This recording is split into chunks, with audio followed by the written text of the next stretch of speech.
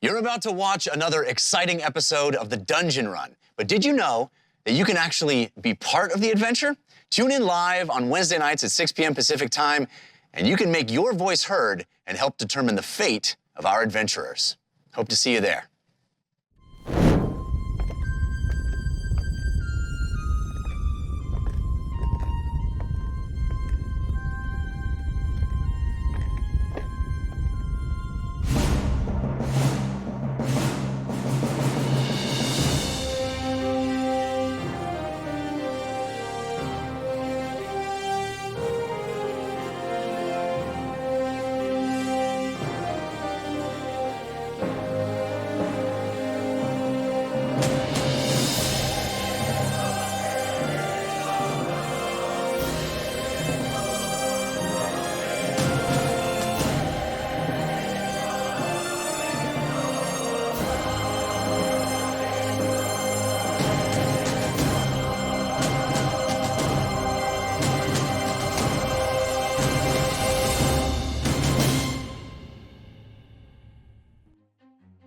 Greetings!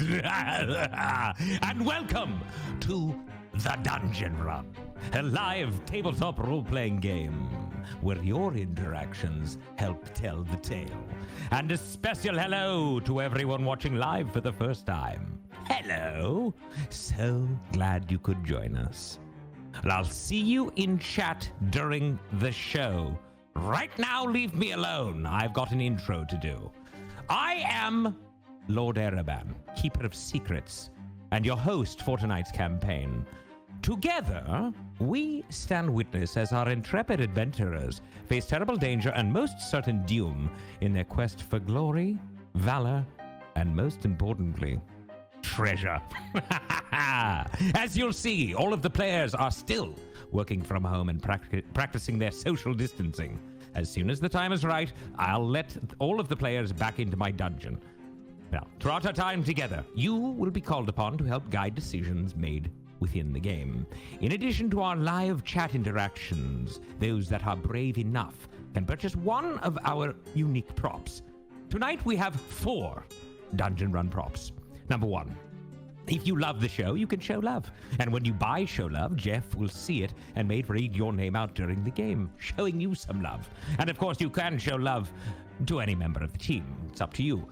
Number 2, you could bestow upon the adventuring party the gift of advantage, the ability to roll a pair of 20-sided dice at once, taking the highest value. That's a good thing. And number 3, you could set the trap of disadvantage. If a player has advantage, this disadvantage will counter it. And if the player does not have an advantage, well, they will roll a pair of 20-sided dice and take the lowest value. After all, life is pain. Thank you, Willmeister. And yes, guess what? Who would have guessed? Milo's ball is still out. Oh, is that really the case? Milo! I told him to put it away, but as you know, he doesn't ever listen to me. Well, joke's on him, because we're not using force cards yet, so it doesn't affect the game, Milo, but it still affects you. Of course, it will kill him, so please don't use one. It is going to be the death of my minion.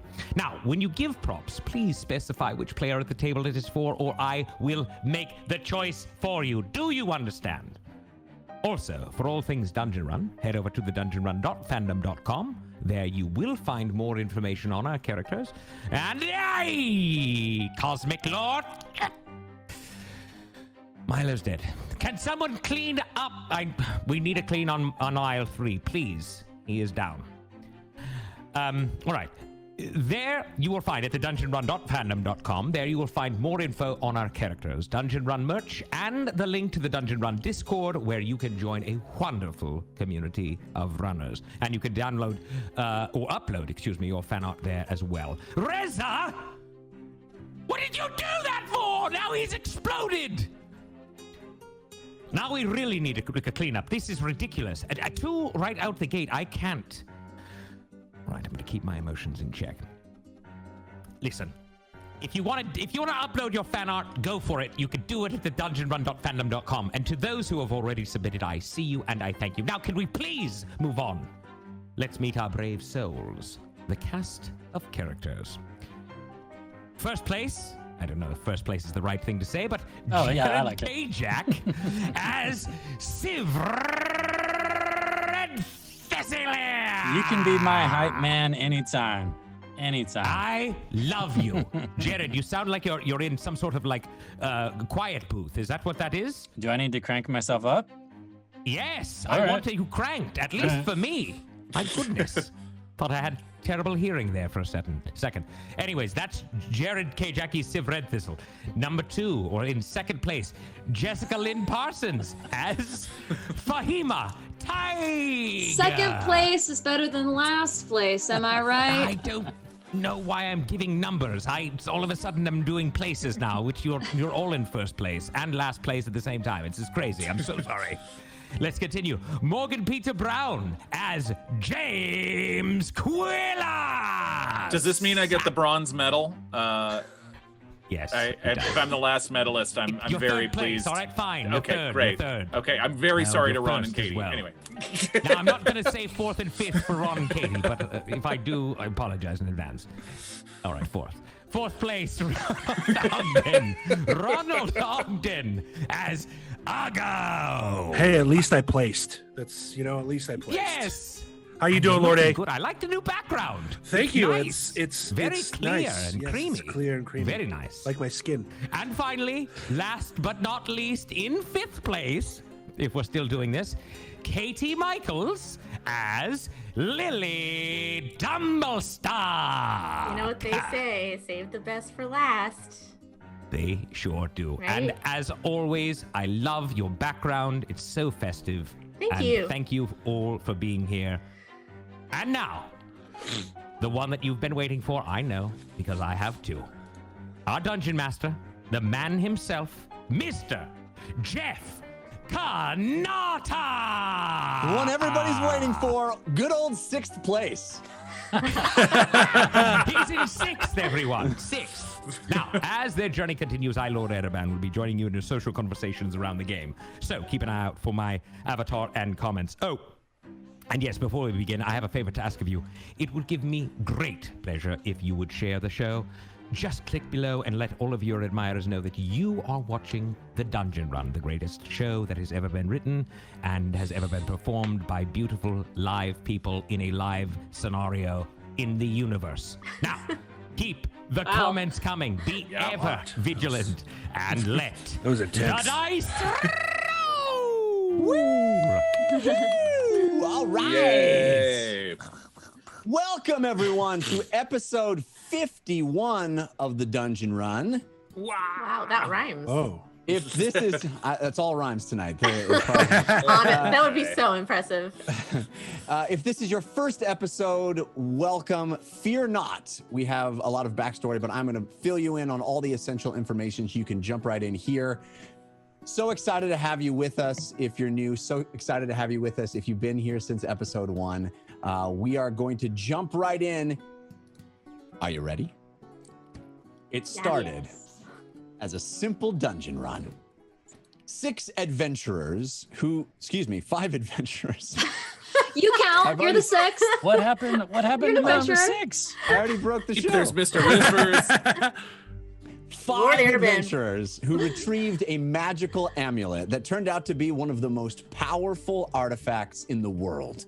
An amulet that connected them to you, the watchers of the time stream. And in your wisdom, you used it to reveal to them the location of a grand prize. Their old foe, a pirate named Whitebeard, put his most valuable treasure inside a vault in the city of Turles. But what was it? And how did it get there? Answers that seemed impossible to know in their own time. But somehow, some way, these 5 adventurers have been transported back in time, thrust into the lives of 5 sellswords 22 years in the past, working with Whitebeard to acquire that treasure. First, they captured a fugitive of the Shazengao Empire in the north, a Triton named Choran, who claimed to know where the Dragonborn dynasty's cache of valuables was hidden. He offered the knowledge in exchange for help reaching his wife and young son, who were waiting at the Isle of Rum in the city of Boster. But upon reaching Boster, the team discovered that Choron's family had fled the city and sailed into the Castle Rum, a haunted mansion detached and floating in eerie waters, only reachable by boat. The journey itself was said to be perilous, a sanity-breaking assault on the senses. To survive, they were told they would need a substance called the liquor of the dead, a foul concoction distilled inside rotting corpses. Lily and James managed to find a supplier of the vile drink, a man calling himself the Viscount Wingerstick's envoy, a strange, debilitated creature living inside a lighthouse on Ocean's Gull Point. He allowed them to dig up a jug of the liquor of the dead in exchange for a promise that they would relinquish their own corpses to him in the event of their demise. With pints of the tincture in hand, their journey began, the lighthouse illuminating the dark seas leading to the island castle. But their sanity was indeed tested, as they encountered a ghost ship full of specters that bombarded their minds with paranoia and unrest. Arriving at the castle, the team discovered the manor had its own tale to tell. Each room a piece of a larger puzzle, revealing snapshots of a disturbing history. Murders and betrayal culminating in the lady of the house sheltering with 2 of her 3 children inside a secret room hidden behind a bookcase. But a servant by the name of Jaspin killed her husband and trapped her inside, setting fire to the castle as she screamed and pounded on the walls. Seeing this vision play out, Lily and James immediately recognized the servant as the Viscount himself, the same man from whom they had acquired the liquor of the dead. When the vision ended, the team unlocked the secret room to discover Choron's family hiding inside, a dragonborn woman and a half-dragonborn, half-triton boy of only 5 years old, holding tightly to a small toy in his hand. Bao Zhai and Chomel. But as they stood there, it was undeniable. The boy named Chomel was the same person who would grow up to be Yan Mo, the warrior who fought them during their adventure at the bottom of the deep reef, the leader who commanded an army to decimate Lily's island home of Bingle and forced her mother and sisters into servitude inside a bubble on the ocean floor. But no sooner had the team made that realization than the lady of the house herself appeared, a ghostly phantasm with wild eyes passing effortlessly through the walls and into the room, floating between them and Choron's family. The team leaped into action, attacking the lady of the house, despite Bao Zhai's protestations. When Lily finally convinced the team to stand down, they witnessed the specter disperse the other ghosts in the house, defending them and protecting Bao Zhai and her son. The Heroes of Bingle then made their escape, ushering everyone down the stairs and out the front door, even as the lady hovered hauntingly behind them. But when the team finally made it out of the castle, a new danger befell them. The creepy wood and feather figurine that Chomel clutched in his hand began to vibrate and convulse, eventually transforming into 2 malevolent creatures, a wicker boy made entirely out of sticks and a winged devil able to command the very birds in the trees. Civ wasted no time. He sprinted forward and grabbed the young Chomel, making a break for the water. Meanwhile, Fahima blasted the wicker boy with a fireball, only to see the wooden monster catch fire and burn unharmed. With Civ and Chomel out ahead, it turned into a race to the beach, the winged demon flying as fast as it could to chase them, the rest of the team hurling spells and tiny crustacean hammers at the enemies as they tried to keep up. Finally, James and Lily dispatched the wicker boy, who revealed itself to be the 3rd son of the lady of the house. Reunited and at peace, the lady retreated with the ghost of her son inside the castle one last time, and the structure was released from its transitory state, exposing a burned, empty ruin. Meanwhile, Civ forced Chomel under the water, confident that the half-triton could breathe there. The gambit worked, and the winged demon eventually flew off into parts unknown. As we ended last week, the team decided to leave the island and return to their ship anchored offshore. But the small rowboat they arrived in could not fit the entire group in a single trip. So Uggo rowed Fahima, Lily, Whitebeard, and Choron in the first group, while James, Civ, Chomel, and Bao Zhai remained on the beach, waiting for for the dinghy's return. It's always good to end a speech dramatically with the word dinghy. Dinghy Yeah, return. always. I was like, that should be the name of the episode. The Dinghy's return. Not bad. It's not bad. All right. That is where we're going to Shout pick out. up. I should note right here at the top, we had a potato drop at the top. Whoa! Woo! The potato has already dropped. Calcaneus, thank you for that potato drop. Wow. Right at the beginning. Before we even started, potatoes were flying. Crazy. So thank you. Gosh, We potato appreciate drop that. needs like a dance and a song that goes with Yeah, we it. need some sort of potato drop protocol. You know what I'm saying? Wow. Smash that potato. All Yeah. right. So, What? We just got another one? Twins. second potato drop. Oh, Oh, man. What is happening? Thank you, Twinson. I Thanks, switched my Twins. screen really quick and I Yeah. saw it. Yes, thank you, Twins N. We also have some love from folks. Wendigo Bob, Lazy Pixie, Locomotive 1134, Follower of Fahima, Hornist 34, Goofus McDorkle. Yeah. Always my favorite. Always good to start the One show of with our the Goofus favorites. McDorkle. Yep. Jay Freak, an old brownie, Vegan Dracolich, and others. Thank you all for the balloons to start the show. We appreciate you. We appreciate that. It feels like applause. It makes us excited to get started. Jeff, And yes. Jeff, can I do a quick shout out to JD Illustrates, who did Yes. the amazing watercolor? Is that a Baojai? It's a A It is Baojai. a Baojai, yes. It's So insanely cool. good. Yeah. It's on Incredible. Discord if you want to check it out. Yeah. Thank you, JD. Thank Yes, JD Illustrates. One of the first. He did all of your profile pictures too. That'll come Yes, up he did. during the course Yep, of the show. Jason. Another All right. potato. Wow, another potato. Cold candor, dressed up Listen. potato. And the Cold Raven candor? Queen. Oh, my goodness. gosh. Everybody. Potatoes, just potatoes. We're never All gonna right, get on this. let's get into the show. We are once again in that enviable position of having a split party. So we'll switch back and forth between two sites. We'll start where we ended last week on the beach.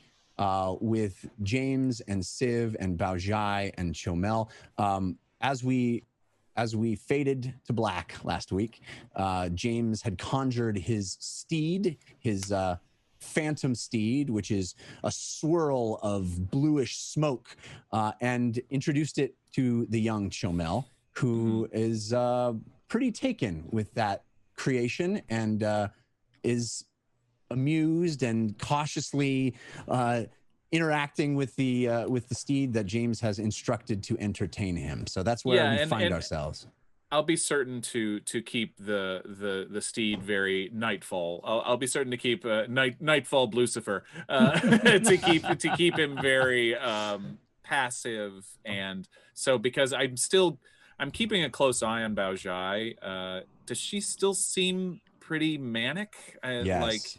She seems not right. She seems very, very distracted and jittery.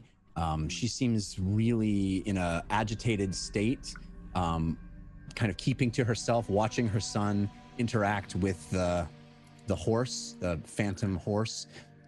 She at first, as he reached out to this beautiful seed, as it swirled and conjured, not unlike a ghost.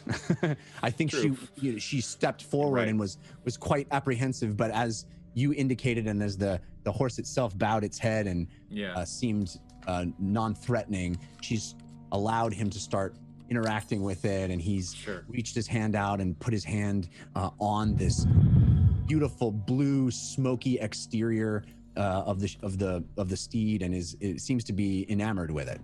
Yes. Cool. Yes. Yeah. And I'll basically be. I'm trying to be a calming presence as best I can, and basically, I think this is trying to cheer the boy up in as much as weird as this ghostly horse is. Yeah. Right. That's kind of what I'm trying to make happen. Does he still have the crustacean hammer that Uggo gave him? I guess he would. Yes. Chomel, Yes. do you mind if I see that for a moment? Oh, I'll give it right back. Sure. And he hands you this tiny little hammer that's used to bust open crabs inside a restaurant that Uggo had taken and given to him. I'm gonna put away my giant kitchen knife and pull out one of my smaller carving knives, and I'm gonna carve something in the side of it. Okay. So that takes a second.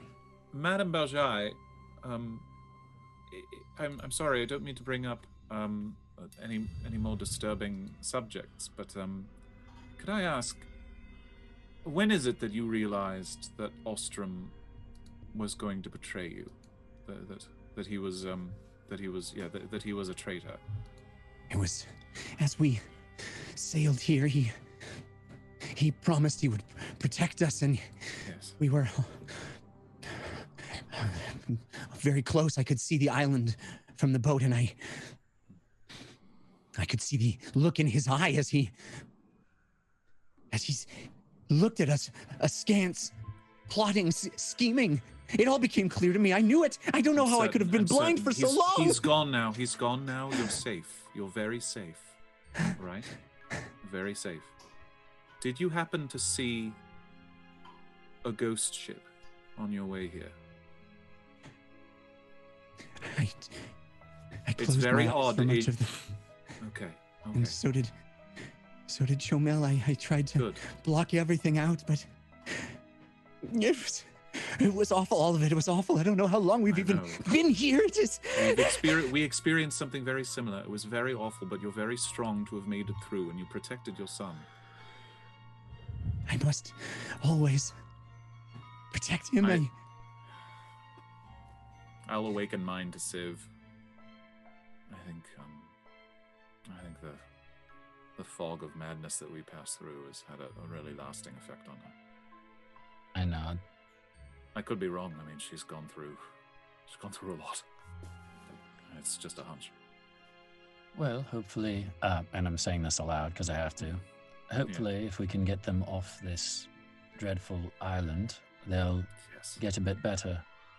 Yes. I do have something, and I'm saying this relatively quietly to you. Yeah, we'll step aside. I do have something that I think we need to discuss just in case it takes them a while to get back. And that's what we're going to do if the demon returns while we're still here. All right. I assume that's why you created your steed. Yes, and genuinely I wanted to please the boy, I guess. Yes. Yes, it'll be here for an hour. How after how that, fast it'll take can it another 10 go? minutes. Very, 100. Quicker 100 feet. than the demon can fly? I don't know, about as much. Probably, maybe faster. Yeah, 100 feet of running speed. Yeah, I think so. I saw that, Jeff. If I saw the demon take off after Civ, it didn't feel like it was moving at 100 feet flying speed. No, I mean, of course, you wouldn't know if it was Right, going as so fast yes. as it could, but it certainly seemed to be going as fast as it could. You know, it seemed to be intent on reaching Civ and Chomel. So, I mean, maybe a safe assumption. The biggest issue is that it can't take any damage. If it gets hit at all, it dissipates. Right. I was thinking perhaps you could take Baojai and Chomel on your steed and I could try to slow it down some. I'm not sure it could take all three of us. Maybe it could. And we couldn't, and we were certainly not going to be able to separate them. She won't stand for that. I think that's pretty obvious. Do you want to give it a try? Do you want to see if you can all get on top of the horse? Sure. Yeah, let's try. As you guys are talking, you see from the corner of your eye, Baojai start to look out into the water as you're standing there on the beach. The water, by the way, dark, is clearly night. When you got here, it was dark, but it seems that the darkness has taken on a new element, most notably because the illumination of the castle has ceased. The castle was this brilliant, bright, glowing green thing. Are the trees still glowing as well, or is that all gone? All of the glow has sort of dissipated. Okay. And it's much darker now on the beach, and this seems to be this standing mist out in the water. In fact, when Ugo and the team rowed off, you saw them take a few strokes in the water and then sort of disappear into a fog. It's quite thick and low. You can see the night sky, but there's this like low hanging fog over the water. And as you notice, she's sort of looking out there and takes a few steps and starts wading into the water. Ankles, knees, waist. Madam, is everything all right? She doesn't answer, but as you call out to her, you see hovering out in the water ahead of her, the lady of the house. That same phantom that you had seen just enter the house and cause that transformation. She is now a much different look to her, where her hair was wild, her eyes were wild, and she had this menace about her. Now everything is sort of relaxed. Her hair drapes down over her shoulders. Her dress falls softly against her skin. It is still a phantom. It is still translucent. It is still clearly a ghost, but she is different. She hovers there over the water as Baojai walks out to her, and she's sort of waist deep at this point. I'll point to Civ, mind the boy, and I will start walking out, following Baojai. Keep away, please, just be careful. And she turns back to you and looks with this sort of crazed, Baojai I'm talking about, this sort of crazed, manic, glassy-eyed look. And then she turns back to the lady and reaches her hand out. No. Please. You see the ghost again, as you saw earlier, move into the same physical location as Baojai. And Baojai, again, her head falls down. Okay. Her eyes come up. And she speaks, turning to you. Why have you returned? My son is returned. Yes. And we may finally be at peace. I'm glad. This cursed castle falls into oblivion. Yes. But the Lord of Crows still flies. And you've said Jasmine still lives. He does. They are not alone. The Lord of Crows searches for noble blood, draws it to him. My son was not enough. And I can no longer stand in his way. Will it return for Chomel? I do not know, but I am afeared. Know this. The very rock upon which you stand was displaced. Where once this castle stood, before this ground was moved, that spot is unwell. That was There is connected to the rest of the island. Yes? It is no longer. It is empty water now. Perhaps you sailed over it. We did. There is a great wrongness. It injected this place. And madness resides there. I cannot explain it, but I know it is the cause of all this. That spot is broken. If you value your sanity, Do not sail through it again. Do not follow the path of the lighthouse. For all that you've done for me and my son, I give this advice. Sail away from the light.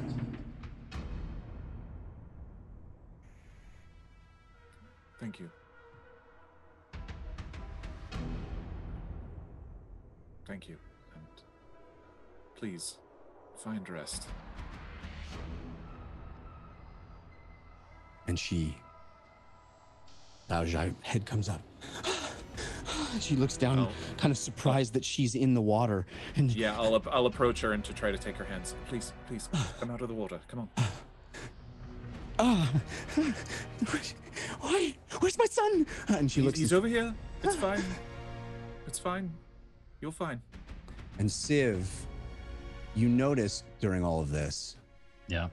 As soon as Baozhai comes out of it and you see James attempting to help her out of the water and back to the beach, you see the flasks on both your hips glow. I don't have my flask. Oh, excuse me, the flask on James's hip. James. Yes. I point at your hip. Odd. Okay. I And think I I'll need to finish. I'll finish. sit down. Please, please. Sit down. Yes. She finds a place on that black, jagged, rocky shore. It's very much, I called it a beach. It's very much not a beach. It is, I mean, it's the dictionary definition of a beach, but it is jagged and rocky and kind of unwelcoming. She sits down, her dress draped, elegant silks, draped, dirty, wet at the bottom. She sits down. I'm going to walk over with Chomel and have him sit down next to her. And then I'll take off my red headscarf and wrap it around her shoulders. She flinches from the contact, but then looks at you and pulls it tight around her. And you feel, even as you release the red scarf, you feel her hand shake, a shiver running through her body. Try to stay warm, my dear. I don't know how long we're going to be here. And we can't afford to build a fire. And you see Chomel turn to his mother and say, "Can I play some more with the horse?" I would like it if you... No, please, Sif. I'm sorry, yes. It's fine. I'll sit with her and you can watch the boy. Well, hang on. Let me, and I'll point down to my flask. Let me see what this is about. I nod. Okay. By the way, Jeff, it hasn't been an hour, has it? Since you conjured the steed? No, it hasn't. Well, I mean, yeah, but it was that we've been here on the beach. No. Okay, cool. Trying to get that short rest. I see what you're saying. Yeah. No, it has not been an hour. No. Okay, all right. Then I will sort of turn back towards the water, pulling out the flask one more time. All right. Here we go. And take another sip. So your Constitution save, you have advantage from Pytyrus Stormblade. Thank you, Pytyrus. Not great. 12. That saves. Just to be 10. Cool. Great. So roll your d6 and take half the damage. I got a 5, so 2 points of damage. So you once again muscle down this awful beverage, and it burns your throat, it burns your esophagus going down. It's awful.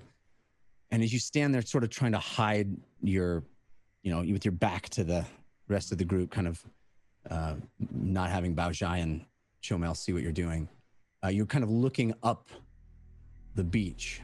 And again, that vision, that familiar greenish hue over everything, even though the ground itself no longer has it, even though the ruins before you of this castle no longer have it. Somehow, by drinking the liquor of the dead, that castle is reconstituted in your vision. You see it again, younger, more solid.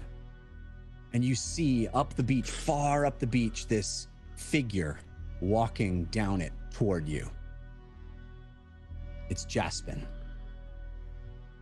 and he is dragging 2 bodies behind him, slowly, just sort of pulling them down the beach, just walking with a... I'll take a few steps to try and see if I can see the bodies, or depending on how far away he is, if he's coming our direction. He's I'll coming wait. right towards you, heading down toward the beach, coming from the castle out ahead of you, walking down, dragging these 2 bodies. And it looks to you like the bodies are one a man and one a woman, each dressed formally, and their clothes are dirty, being dragged across the ground.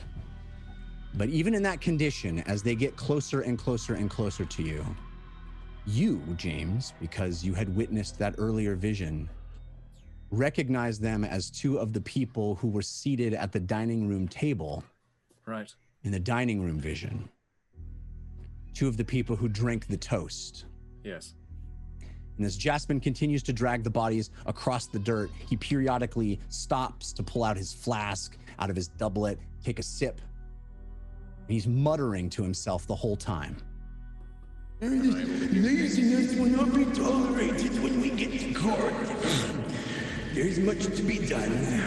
No, I won't hear any of that. You are lucky I chose you. I could have had anyone. The old ones allow me to build my court. Oh, stop!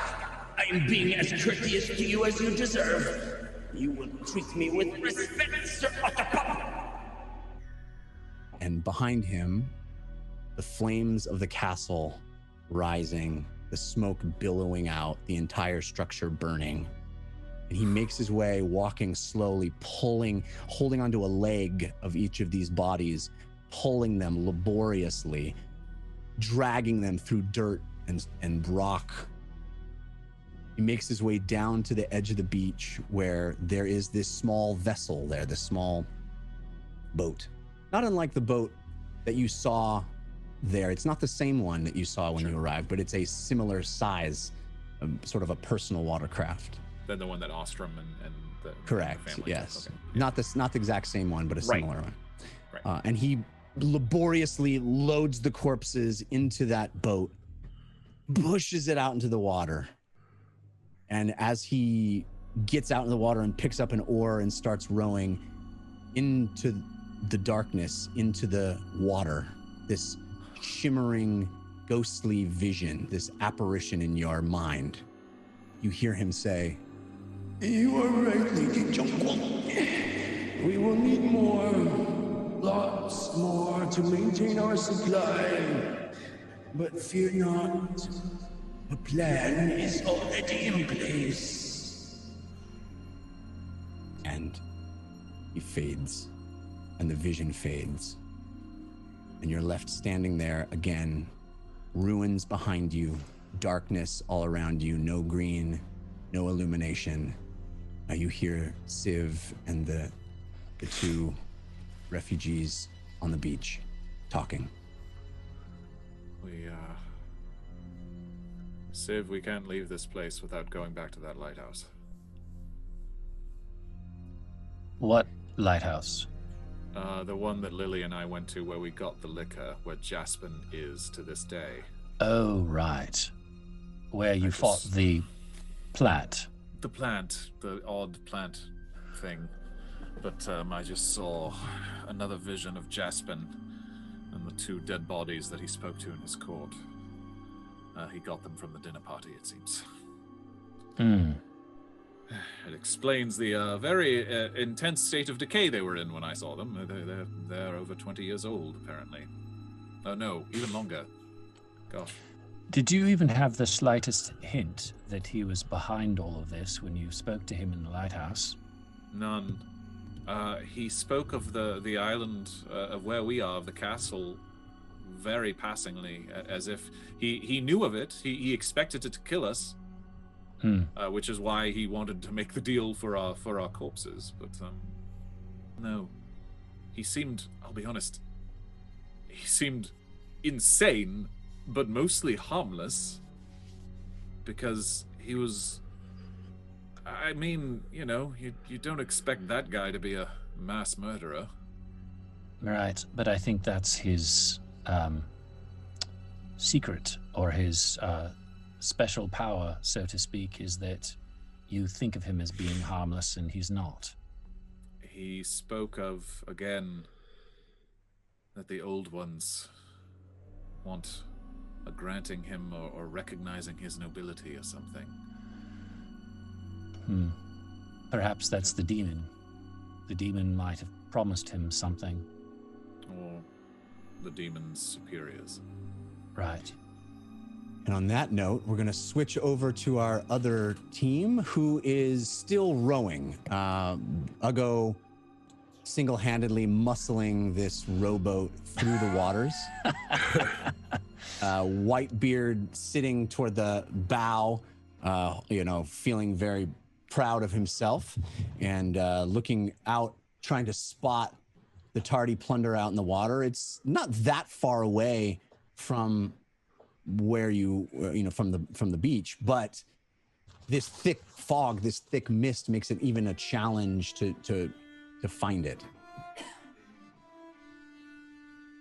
I'm just gonna keep rowing until somebody tells me which direction to go. So We're going to the ship, I can't see right? nothing here. I assumed I'm not gonna row all the way back to the lighthouse unless you want to help me. I mean, I'm happy to help you, but quite frankly, the boat's going to Yeah. go in circles if I have one oar and you have the other one. Oh, I was saying you do both oars, but then I just realized that your arms are too short. I can't so reach probably that won't far. work. Yeah. I just realized that. I could try. Look, I think of you as an equal. So Thank you. yeah. I think of you as an equal too. Well, that's new Wait, what? for me. Oh. I always thought I was lesser than you. Well, I think we often think that about ourselves sometimes. Right? Well, but you told me that when I killed that halfling, That what? that I'm lesser than you. Oh, I didn't say that. Is that Really? what I said? I don't remember the exact words you said, but I felt lesser than you. Oh. Well, feeling one way. What halfling did you kill? The one in the fight. He can roll an insight check on that. Oh boy. Rolled a 2. Quick save. Uggo and I sometimes. Wait, I have advantage from Calcaneus. Hang on a second. Oh no. Roll your deception. Yeah, I'm going. Yeah, roll your deception. I got a 10. Do I have advantage or not? You have advantage from Corn Unicorn. Thank you, Corn Unicorn. I also want to say the potatoes are insane.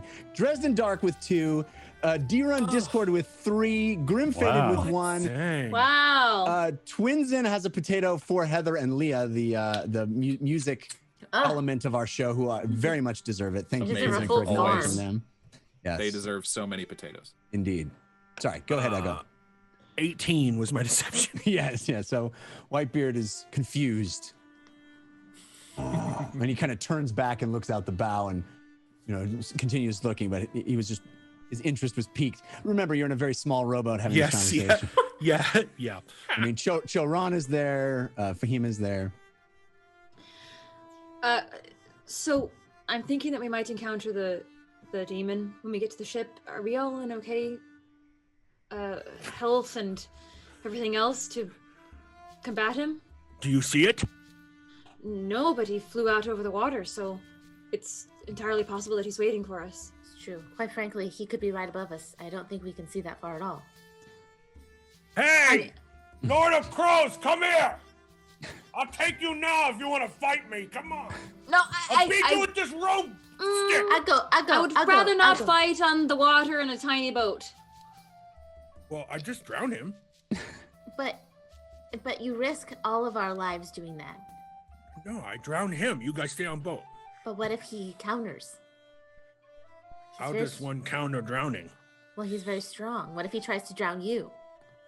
It's a What? classic I'm trying to drown you, you're trying to drown me situation. I would say that I'm stronger than him, but that wicker thing that I hurt was pretty strong. Yeah. Orc, could you please keep rowing? I can talk and row at the same time. Well, it doesn't seem like you're doing a very good job of both.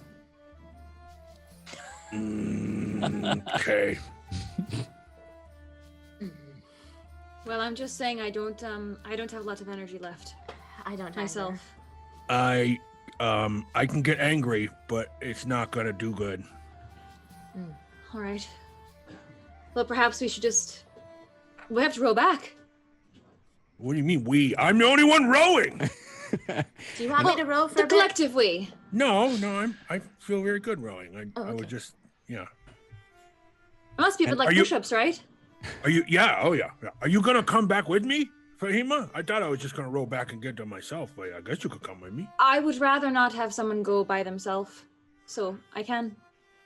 Okay. I like it. I like that We're idea. kind of in a bad situation here, splitting the party even further, but you alone on the boat, we'll never know. We can't see them anymore. We can't see the ship. Oh. It's true. Whitebeard, about how far away do you think we are? I think I hear something. And as you perk up and listen, there are definite shouts that you're hearing. The fog is thick in front of you, and all you've heard so far is sort of the slap of the rows entering the water and the water, the boat itself cutting through this not very rough sea, and Ugo yelling at the top of his lungs. But now you hear on the wind, you hear some shouting, clear shouting from voices. And Does it sound in distress? it certainly sounds agitated. It sounds Oh no.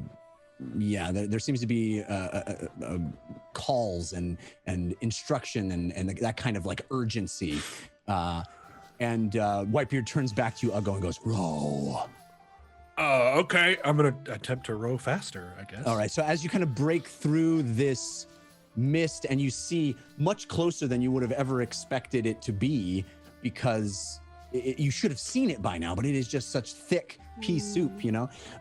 You see the large tardy plunder there, and it looks like, even from your low position in the water looking up at it, it looks like the masts have taken damage. There are people, there are crew members. Again, it was a skeleton crew that you used, very few people. So there are a couple of the pirates up there actively trying to bang things into place and take things off. There's bits of the sail that are torn and shredded, and you hear over everything Loudmouth's voice yelling at everyone. It's unmistakable, and Whitebeard instructs you to pull the rowboat up to the side, and he yells up, and you see Loudmouth's head come out over the side, and he goes, they're back, and he points at someone, and those hooks come down, those hooks on ropes come down to attach to the rowboat.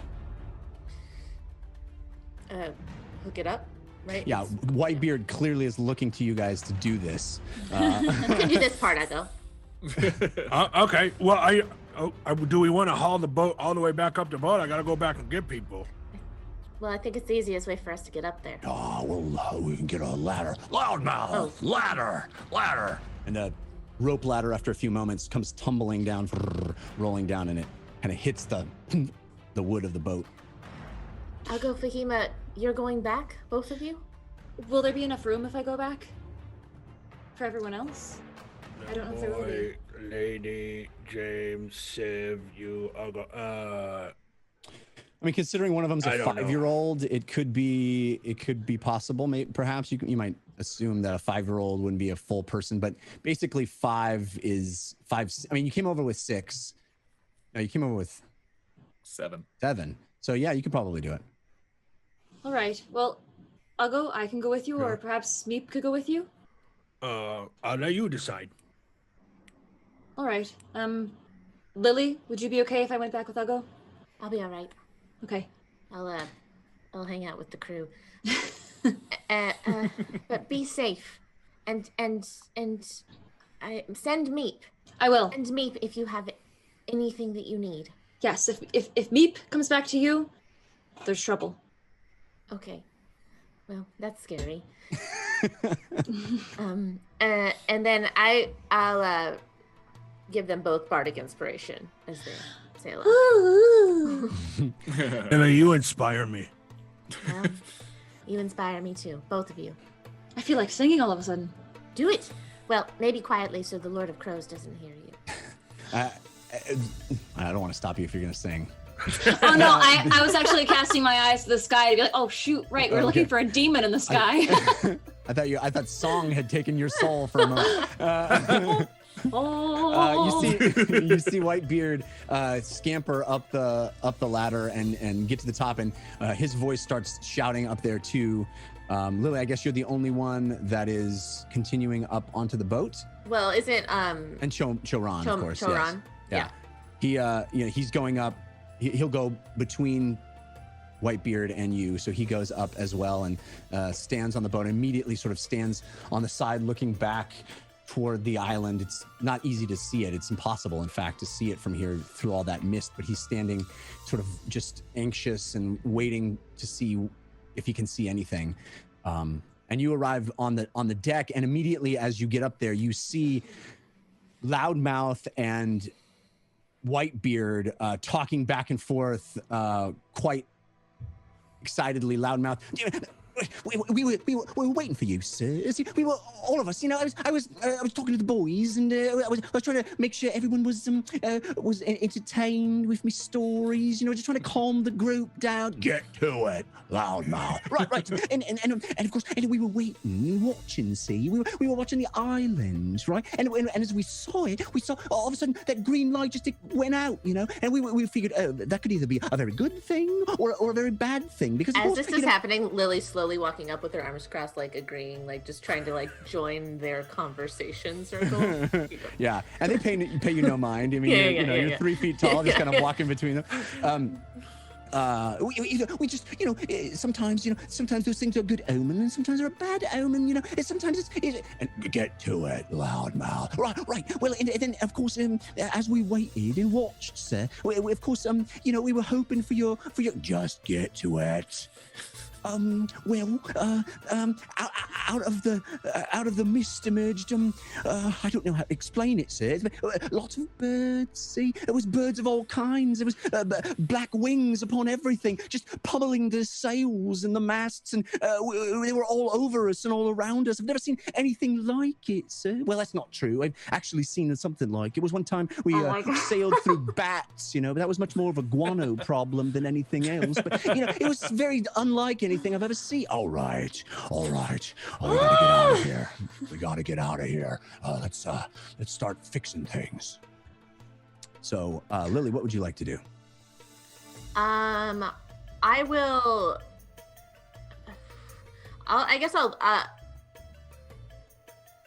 He points to you. Whitebeard points to you, and he goes, "Get that man back in his cage." Yeah. And I'll do that. And I'll take him over there, and I probably was gonna say is I'm gonna go find him some water and some food, and because I think he's still pretty hurt. Yeah. Choran, yes, definitely, yes. Yeah. So he has entrusted you to sort of return. There's a cage on the front of the ship at the bow on the deck. That is where Choran had been kept, and so he's sort of entrusted you to return him to that spot. Okay, I'll take Choran over there, and then Choran. Yes. I'm gonna put you in here, but I'm gonna get you some food and some bandages and some water and. Don't worry about me. Worry about my family. They intend to put us all in this cage. I don't know. We're gonna figure all of that out. But the only thing that we can do right now is focus on getting you healthier. So when they're here, you can help protect them. Okay. Okay. So Thank you. Thank you. It's okay. Try and rest as much as you can, and I'll be back. And I'll give him my water flask, whatever I have left of that, and rations that I have, and I'll go try and find bandages and first aid. I'm guessing down below. Yeah. Okay. Meanwhile, Ugo and Fahima are still in the boat. You tend to just sort of take off and head back the direction you came. Yeah, I mean, Ugo's sense of I have survival, so I imagine his sense of direction is pretty good. But yeah, I want to try to make sure that we're going. You said that fog is thick, and I don't want to get lost. So right. I want to try to use the ship as a way to determine which direction is the beach. Okay. So can you roll me a survival check? Survival, yeah. Yeah, I have advantage from J Freak, countered by Grim Fated. Okay. Dirty 20. Nice. So yeah, you kind of it's a strange thing. The fog is thick but low hanging. It's sort of just settled on the water, and you can kind of see above to the night sky, and you manage to make a reference point in the sky with a star and kind of triangulate it with where your back is to the ship, and you sort of figure out you can line yourself up. If you just go straight into that direction, you'll head straight back the way you came. But it is a very disorienting process of, 1, 2, 3 strokes of the oars, and all of a sudden the boat is out of your vision. It's crazy. You're sort of surrounded by this thick mist, and it's just you and Fahima in the boat together. Even sound seems to be a bit dampened. Fahima, I don't know much about spells, but do you have one that can clear this fog? Well, if it's natural fog, I could try something that involves fire, but I don't think I have anything. I'll cast. I'll just produce flame. Okay. And see if that kind of like burns off some of the fog. All right, you stand up in the boat and you conjure flame in your hand, and you extend it out, standing there on the boat as Uggo rows, and you see, definitely there's this glimmer of illumination that parts a bit of the fog, but you still can't see very far out ahead of you. But it is as if someone lit a lantern at the head of this rowboat. So you do get some more illumination than you would, some more visibility than you would have otherwise.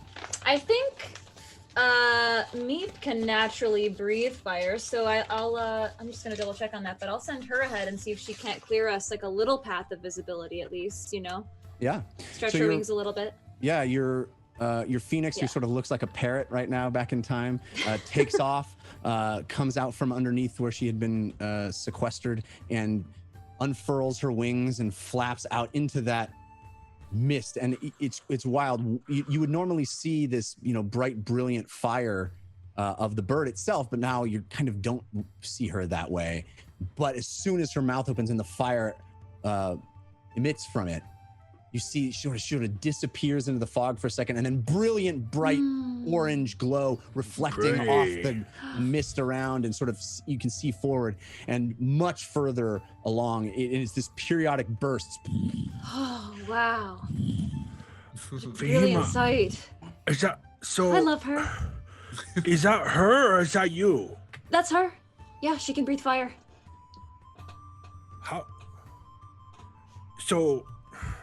How does this stuff? How does magic work? How do you learn spell? Where do you get spells from? Do you just make them up and then they happen? Well, for me at least, I study them and sort of the science of how it works. But I know Oh, Lily Mama sort talk of... about science. Oh yeah? Yeah, she have different spells than you. Not a lot of fire, lots of healing and things that make me feel weird. Feel weird how? Well, manipulating of emotional energy. Oh. So like calm me when I get super angry. Oh, that's nice. Yeah, at first it was not, and then I realized what she was trying to help me with, and then I started to understand. Huh. But she told me you have to be able to read in order to cast spell. I don't know that that's necessarily true. I mean, perhaps for some people, but I imagine if James hadn't known how to read and he, made a deal with Squalash, then maybe I shouldn't have said his name out loud. Yeah, I'll go kind of looks around. Feel a bit weird about that. Yeah. I do believe that he would have been able to cast spells. And Lily, perhaps she was born knowing how to do magic. I find that my usefulness as we travel together is pretty limited to one thing, and I'm feeling. Word is weak. No, bad word. I don't want to say useless either, but specific. Suboptimal? Yes. What does suboptimal mean? Just that you perhaps have an idea of your most the best you can be, and you feel that you're a bit below what that might be. Yeah, so I have to be close to everybody, and it's a good thing I can run really fast, but sometimes I feel like just now when Civ ran so far away and the demon was so far away, I could do nothing, and I felt useless. And well, first of all, I have to say you're not useless at all, and thank you. I'm nothing without you, right? You protect me, and I can't do my job unless you do yours. And, you know, I'm quite squishy, so as soon as I go down, I can't do anything else, whereas you can stay standing for a lot longer. And, but I understand, right? Because I love learning about magic, so yeah. I get it.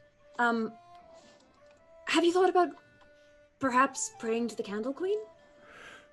You know, we've heard of pacts with celestial beings or gods, or even making a vow to a god. And yeah, I have tried while we were on boat, and she no answer.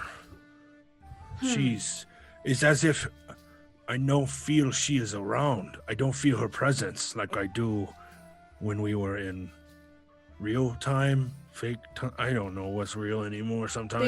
The old times, yeah. Well, truth be told, the magic that certain people have, like clerics or knights, paladins, it baffles me. I don't know why the gods choose them, or why a promise or a vow gives you magic, access to magic, but Well, I feel very strongly about you and Lily and James and Civ, and I know that my anger is self-contained, but sometimes I feel like if you four were not around, I would not be able to manifest ancestors or rage even. It is as if my family being around has given me power. So I can understand when Dondo say you make oath and therefore you are gifted with things that help you keep oath, but Mama was not like Dondo. She was not good with martial and melee. She was very good with magic and distance. I think you can have both. And perhaps I had not thought of that. Perhaps it's just a matter of you need to keep that promise, keep the vow, and prove that through anything, through any challenge, through any timeline, you keep your promise to be good and to save your friends and to uphold light and truth. It's not going to come easy necessarily. To some people it does, and some people are born with it, but others, it's a lot of hard work. Just being alive is hard work. We found that out the hard way. Yeah. But I'll go. Whenever you feel that you've waited long enough and perhaps the Candle Queen isn't answering your prayers for access to whatever the magical weave is, I'm more than happy to help you learn spells the hard way. I would hug you, but I am rowing. I'll come up and I'll hug him. While on the beach, Civ and James are still sort of a bit separated. Well, from Chomel and Bajang. I'll go over to Chomel. Kind of, still play, still having nightfall, basically lay near him or trot around him or do whatever, if he's having fun with it. Hey, you see Chomel. him very much intrigued by the horse and giggling a bit. Chomel. Yes, is it time to be done? I'm sorry. No. He can stay a little longer. It's fine. He obviously likes you quite a bit. It's fine. I had a question though. For me? Yes, for you. When Wingersticks spoke to you, it was in a dream, you said? No, he spoke to me all the time. I just have to hold him, but I don't understand what happened. I don't have him anymore, and it confuses me. Okay, all right. When did he speak to you the first time? I don't know. Right after I got him. Okay. The dreams that you had that told that said to come here, that you and you. Yes. So that wasn't Wingersticks. That was another voice. I just was a feeling like it was my destiny as a leader. Okay. What did Wingersticks sound like when he talked to you? Friendly. Good. Okay. And you were told to come here because that it would be a safe place for you and your mother. Mm-hmm. Okay. All right.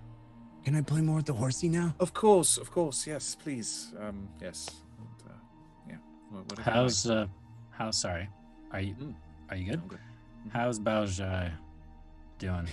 She's still sort of in this strange state. She's shivering and uncomfortable, and she keeps looking up at the water, hoping that she'll see the rowboat come back. She glances back at the castle, and there's this sense of just being uncomfortable. How long has it been? I mean, for what? On the run. Too long. A year? 2 years? Close to it. We could hide for a while, but they found us. They found out. Of course How? they would found out. I don't know. They have fingers everywhere. The boy seems to be doing rather well, considering.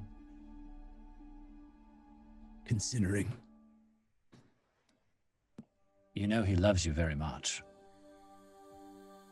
And That's the only reason why we're here. Are you talking about Chomel or Choron? I think you know who I'm speaking of. I tried very hard to convince him otherwise, and he did not give up. He has made a lot of promises. It is nice to know he can keep at least one. Well, coming from someone who's made a lot of promises and kept very few, I have to say I respect your husband in that regard. Why is it that you're so angry with him? Is it because you think he left you, abandoned you in some way? I have no one now. But these two. And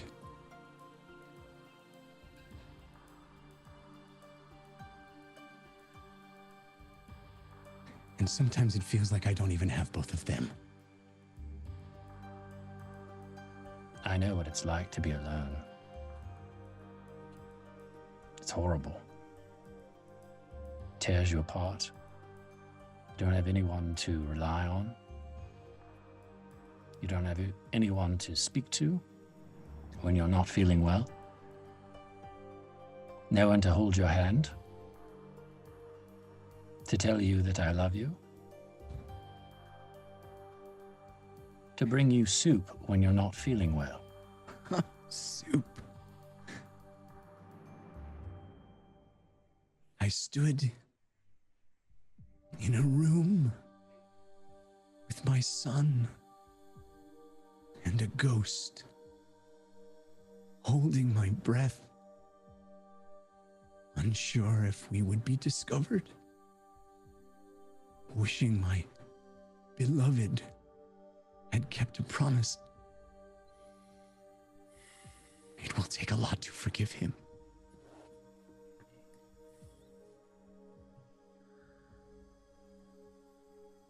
Well, perhaps you just need some time. Perhaps. I just hope we have time. What did you think you were going to do? You knew they were going to discover you. Where did you think you were going to go? What choice did we have? We ran, and Choron said he had a plan. He said to trust him. And then he sent us off with Ostrom, who also said to trust him. And I think he was working for my sister and... Breathe. Breathe. I hate to be the bearer of bad news, but you're not out of this fog. And you're going to need to be very strong for your son.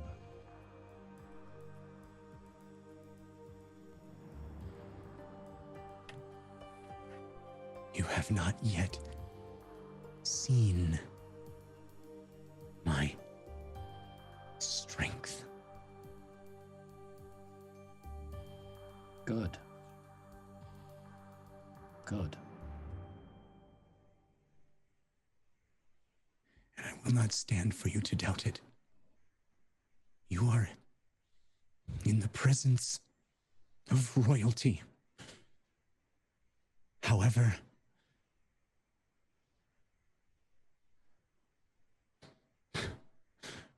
unrecognized it is these days. Sorry, as that's about happening, you see this rowboat emerge out of the fog. Can I be whittling while we're having this conversation? Okay. Yeah, I think that's absolutely legit. Okay. I'm going to go back over to, when I see the boat coming in, I'm going to pop up and go back over to Chomel and hand him the mallet back. One orc row, two orcs row, I'll go rowing all day long. Phoenix Chomel, in look. front, blowing fire, paving a way for us to row. That One bardic orc inspiration is no joke, man. Go, Meep, go, blow the fire, go. Yeah, as Chomel receives it, what can you want to tell me what you have whittled on it? I carved Uggo the Brave on the side of the mallet. Oh.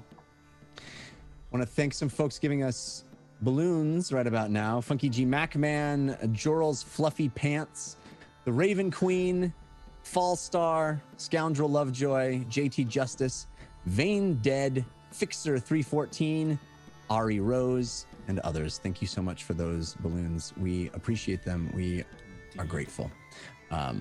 So the song, the jaunty rowing song of the two breaks through the fog as you see the bow. Then you see this, fiery bird breath come through. You see the bow, and you see Fahima standing proudly on the front as Uggo rows. She's the queen of the world. And the boat beaches, comes up, and Chomel immediately leaps up and is playing with the horse. And he says, "Is the horsey gonna go away now?" Yes. Say goodbye. He can come back later, maybe. But say goodbye. He's going to run off for now. Wait. Okay. And he reaches out. Her name, his name, what's the name? His name is Nightfall. Yes. Nightfall. Mm-hmm. Thank you. And I'll have Nightfall give him a nod. And then I will send... I don't want to dissipate him in front of the kid. He was never real.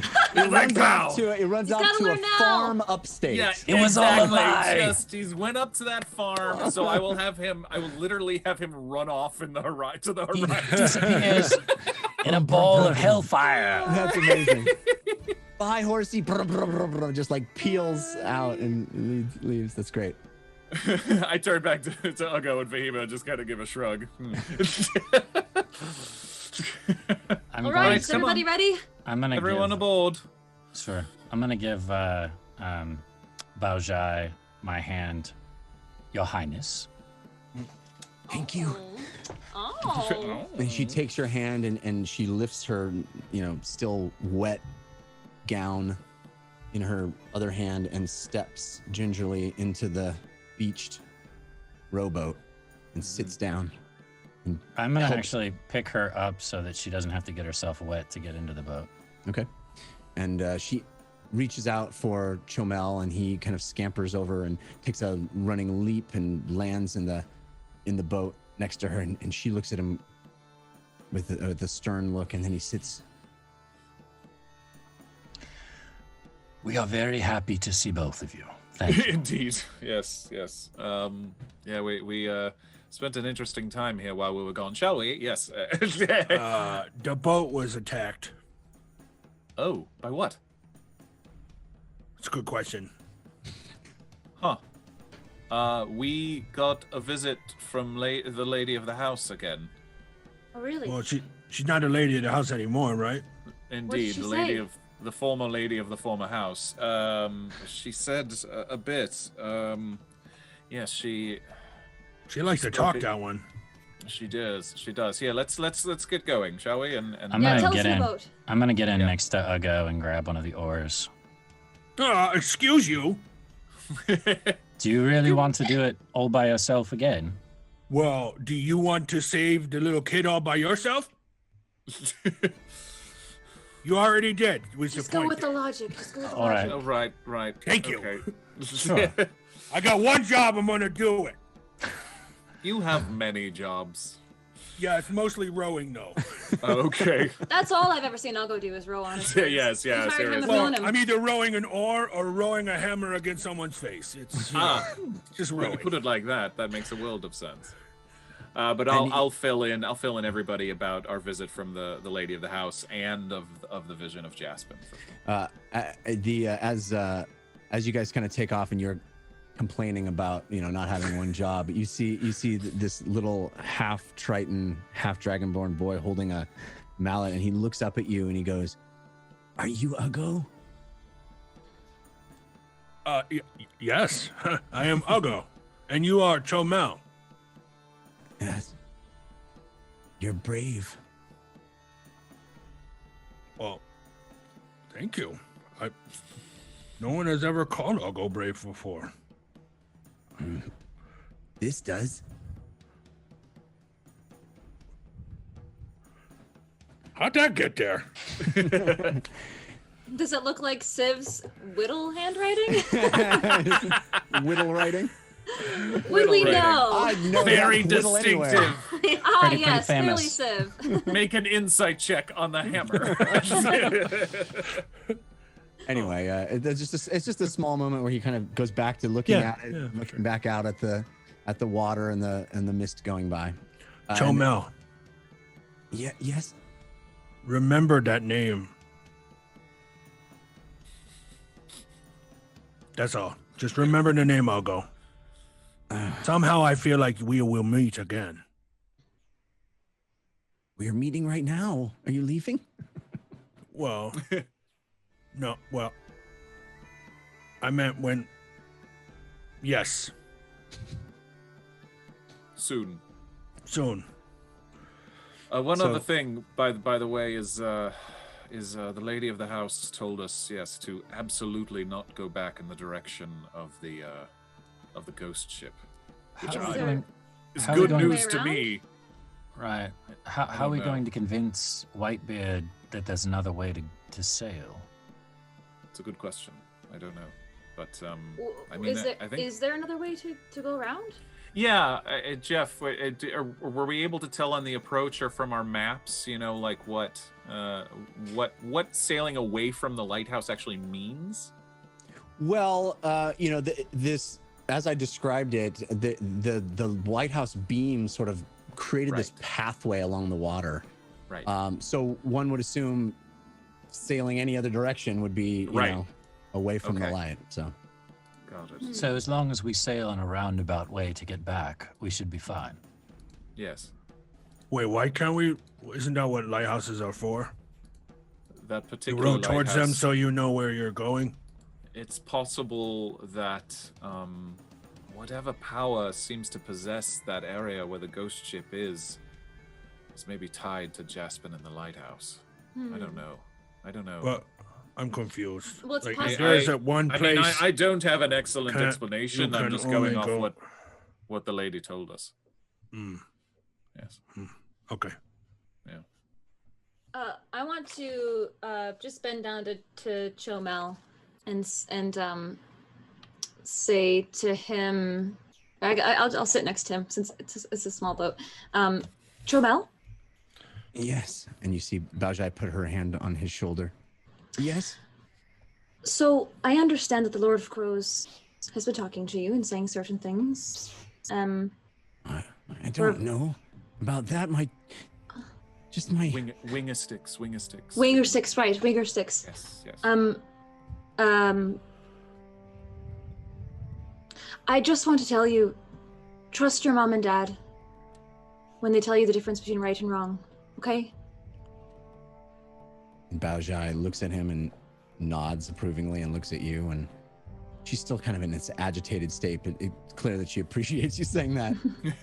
I know it's not always easy to do what your mom says or your dad says.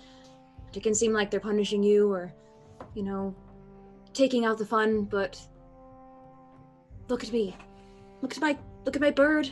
Look at this. And I create a little bit of fire. All of this came from learning from my dad and doing as he said. All right?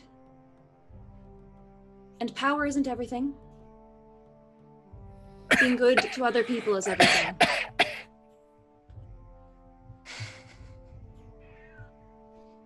Power is a lot of things, though. Just want to make Being that good point. to people. Being good to people is power.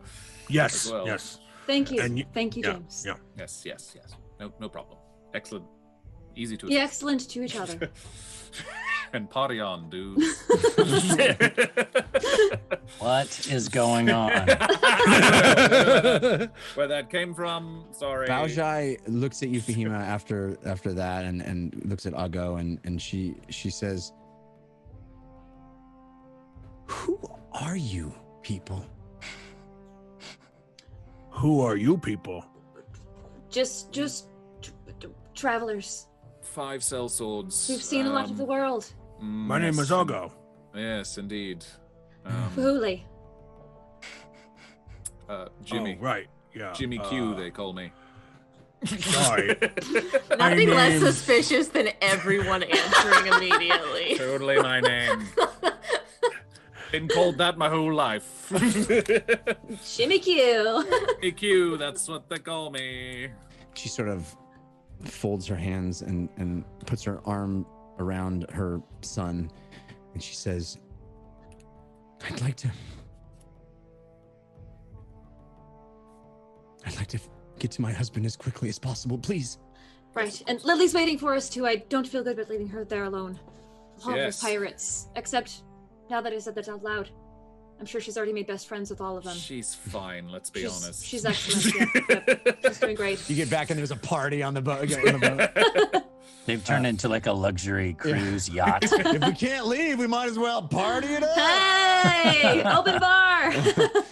But no, you do continue rowing through this. The boat sitting heavily in the water with all of these bodies and all of this weight, but it, Ugo is muscling it through, and eventually you return to that place again. Again, you hear these voices, and this time less, Fahima and Ugo, you notice less agitation and alarm and more barking orders and trying to get things done. And again, it is a very small number of total pirates on this thing, but all of them seem to be actively working to try to get this thing back in sailing shape. And you hear Whitebeard on the deck yelling out and instructing people to do this and that, and trying to hurry the process along and saying, "We're out here sitting ducks. I don't want to be here any second. Keep working. Don't make me start the whipping." Whitebeard, it's a little early to use a bird reference after the boat's been attacked by birds. And you see Saugus walk down, and he's like, "I saw birds attack the boat. I saw one bird, then two birds." I want an episode where it's just Saugus and Loudmouth talking back and forth. I was just thinking that. Episode. I mean, if you guys thought you didn't think I could like backstory and a reason he's obsessed with birds, I think it's pretty impressive. I'm just All gonna say. coming together. All right, so you guys are all sort of reunited. You again, the ladder comes down. Baojai and Chomel are brought up and onto the deck, and there's this flurry of activity with the few pirates that are still remaining. But you see Lily there as well, having Lily obviously found some rations and delivered them to Choran. Yeah. Trying not to spend too much time with him as to make Whitebeard agitated.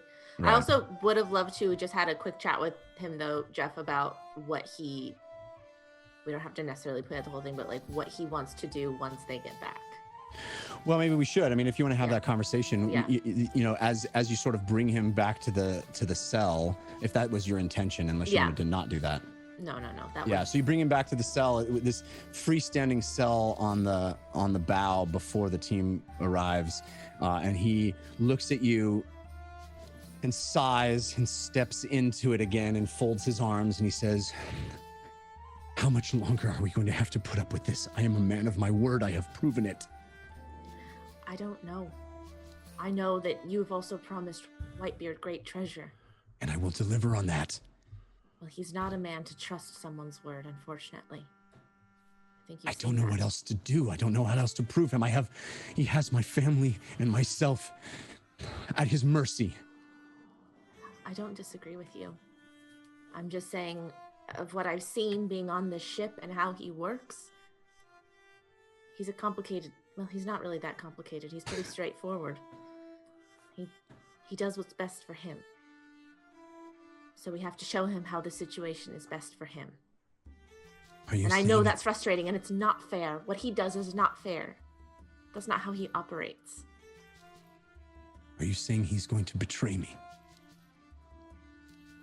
I'm saying I don't know. I hope not. And I know that we will fight if that happens to try and help you. But I don't know. Whitebeard acts in his own best interest. We've seen it time and time again. But the more you appease him, the more likely he is to be kind, to be reasonable, if you could even attach those words to him ever. Then I suppose close the door and lock me in like an animal. You're not an animal. We're all trapped here until we figure out what to do.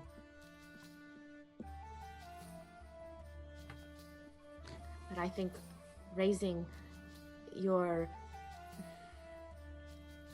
concerns to him puts you at risk of causing more harm to your family.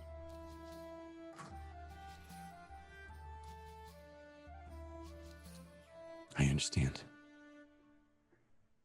I will be the supplicant. This is not a talk I ever wanted to have to give anyone. feel like a hypocrite even saying it to you, but it's what we've observed. That's about the time the boat arrives and everyone is offloaded, and you see, as you, Lily, sort of make your way over to the arriving folks, you see Choron grab the bars and start looking through and trying to make sure he sees Baojai and Chomel there. So all of you now are on the deck of the ship, and you see quite a lot of damage that has been done. It looks like many of the sails have been just ripped to shreds. There are holes in, I mean, they were not unfurled, right? They were wrapped up, but it still seems like they were battered and tattered, and there are bits of the mast that seem to have been broken. It's as if something, as if they went through a hailstorm or something. Yeah. It's wild. Well, we need to go back to Bosta, yes, to get Whitebeard's ship, and then we'll hopefully have our direction from there, from Mr. Choron. Whitebeard, and I will say, I received another vision from another ghost on the beach. We need to avoid the light of the lighthouse on the way back. If we do that, we can avoid the ghost ship, the thing that caused us such panic on our way over here. So, avoid the light. Yes. And sail directly toward a landmass without illumination. Yes. I guess we could wait the night. Didn't we do that before? Because the lighthouse wasn't lit until you guys went up there. No, you came to the other side of the island. From the other direction. Gotcha. And you arrived in the morning, but also you arrived at the completely other side of Gotcha. Boster. We could risk it, or we could, yes, we could, we could. What about Fahima? I'm whispering this to you. I was just thinking the same thing. We happen to have someone on board who can provide a great deal of illumination, if need be. Oh, and how is that? Fahima. Fireballs? Yeah. Or something thereabout. That thing that Meep was doing on the rowboat when you rowed up to shore. Yes, wasn't it spectacular? Amazing. Could we do something? Could we do something that big for the ship? Meep sounds weird. It's actually just Civ. He's just getting excited. Oh, got it. Civ's hungry. Someone's scratching behind Civ's ears right now. Yes, Meep could do the same thing again. I don't know. Will it be big enough? Maybe not. Or maybe we could put a boat out in front to guide the way. I don't know. Or we could wait the night. But I don't think any of us want to stay here much longer, right? Well, it seems to me there's a winged demon in the sky that I'm not anxious to meet again. Right. But I also am not anxious to sail directly toward an island without knowing where land is. So, perhaps you have some more bright ideas. I see what you did there. Mm-hmm. Whitebeard Master Punster. Whitebeard. Oh, go ahead, Sim. No, go ahead. It's a bit off topic, but while we're thinking about that, I was thinking about how on the way over here, when we went through all the ship and the madness and all of that, perhaps it would be more beneficial for you if we kept Choron and his family down below in a room that we could lock. The cage leaves them very susceptible to any type of damage, and without them, we get no treasure.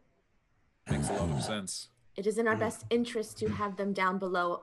Also, presumably the Lord of Crows has more access to this boy in that cage. You want to put a Triton closer to the water, huh? I want to That's put a your Triton plan. into a room, yes. As opposed to on the deck of a ship where he could leap off at any moment. Are He's the in a rooms cage. below made with water? No. Oh, don't be daft. You know that the bottom of the ship sits in the water. Seems to me a little too close for comfort. And I thought the plan was that we didn't go back through the madness. Wasn't that what you just said? It is, Yes. but I'm just saying there's still a chance that they're more accessible to the Lord of Crows or whatever this demon is. It's like a light on the front of our ship. Your ship, sorry. Is it not? Maybe I'm wrong. Yeah, you make a point. I'm touching Lily's shoulder and casting guidance on her. Because I can tell that she's trying to persuade him. I don't know if it means anything, but Yeah, why don't you roll the persuasion? You have advantage from Lily Dumblebay, countered by Grim Fated. And a D4 for guidance. I should also say, there's some potatoes, people. What? Potatoes! 3 potatoes from Twinsen, 1 from Scoundrel Lovejoy, 1 from Dresden Dark. It's potato, potato, potato. You say potato, I say alato. You know what I'm saying? Amazing. Master Punster. We also have Love from King Daddy 99, The Brush of Tea, Anthropomorphic Muppet, Chef Scott 68. Amazing. Demon Knight, Melchior, Pytyrus Stormblade, Love for the Catman, Rugalius Booglius. Gotta love Rugalius Booglius. Thank you all for those balloons. We are in your debt. Thank I you. got a dirty 20. All right. That's low, Lily. You've been slipping. Come on. Sorry. You make a fair point about advertising our query. All right. Obviously up to you. It's your ship. I'll tell you what. You, and he looks at you, Lily, are in charge. But if anything should go awry, it's you who I'll hold responsible, if you know what I mean. Yes, you're very clear about what that means. Do people still do the whole walk the plank thing? Oh, that's the least of your worries. Don't give him any ideas, Fahima.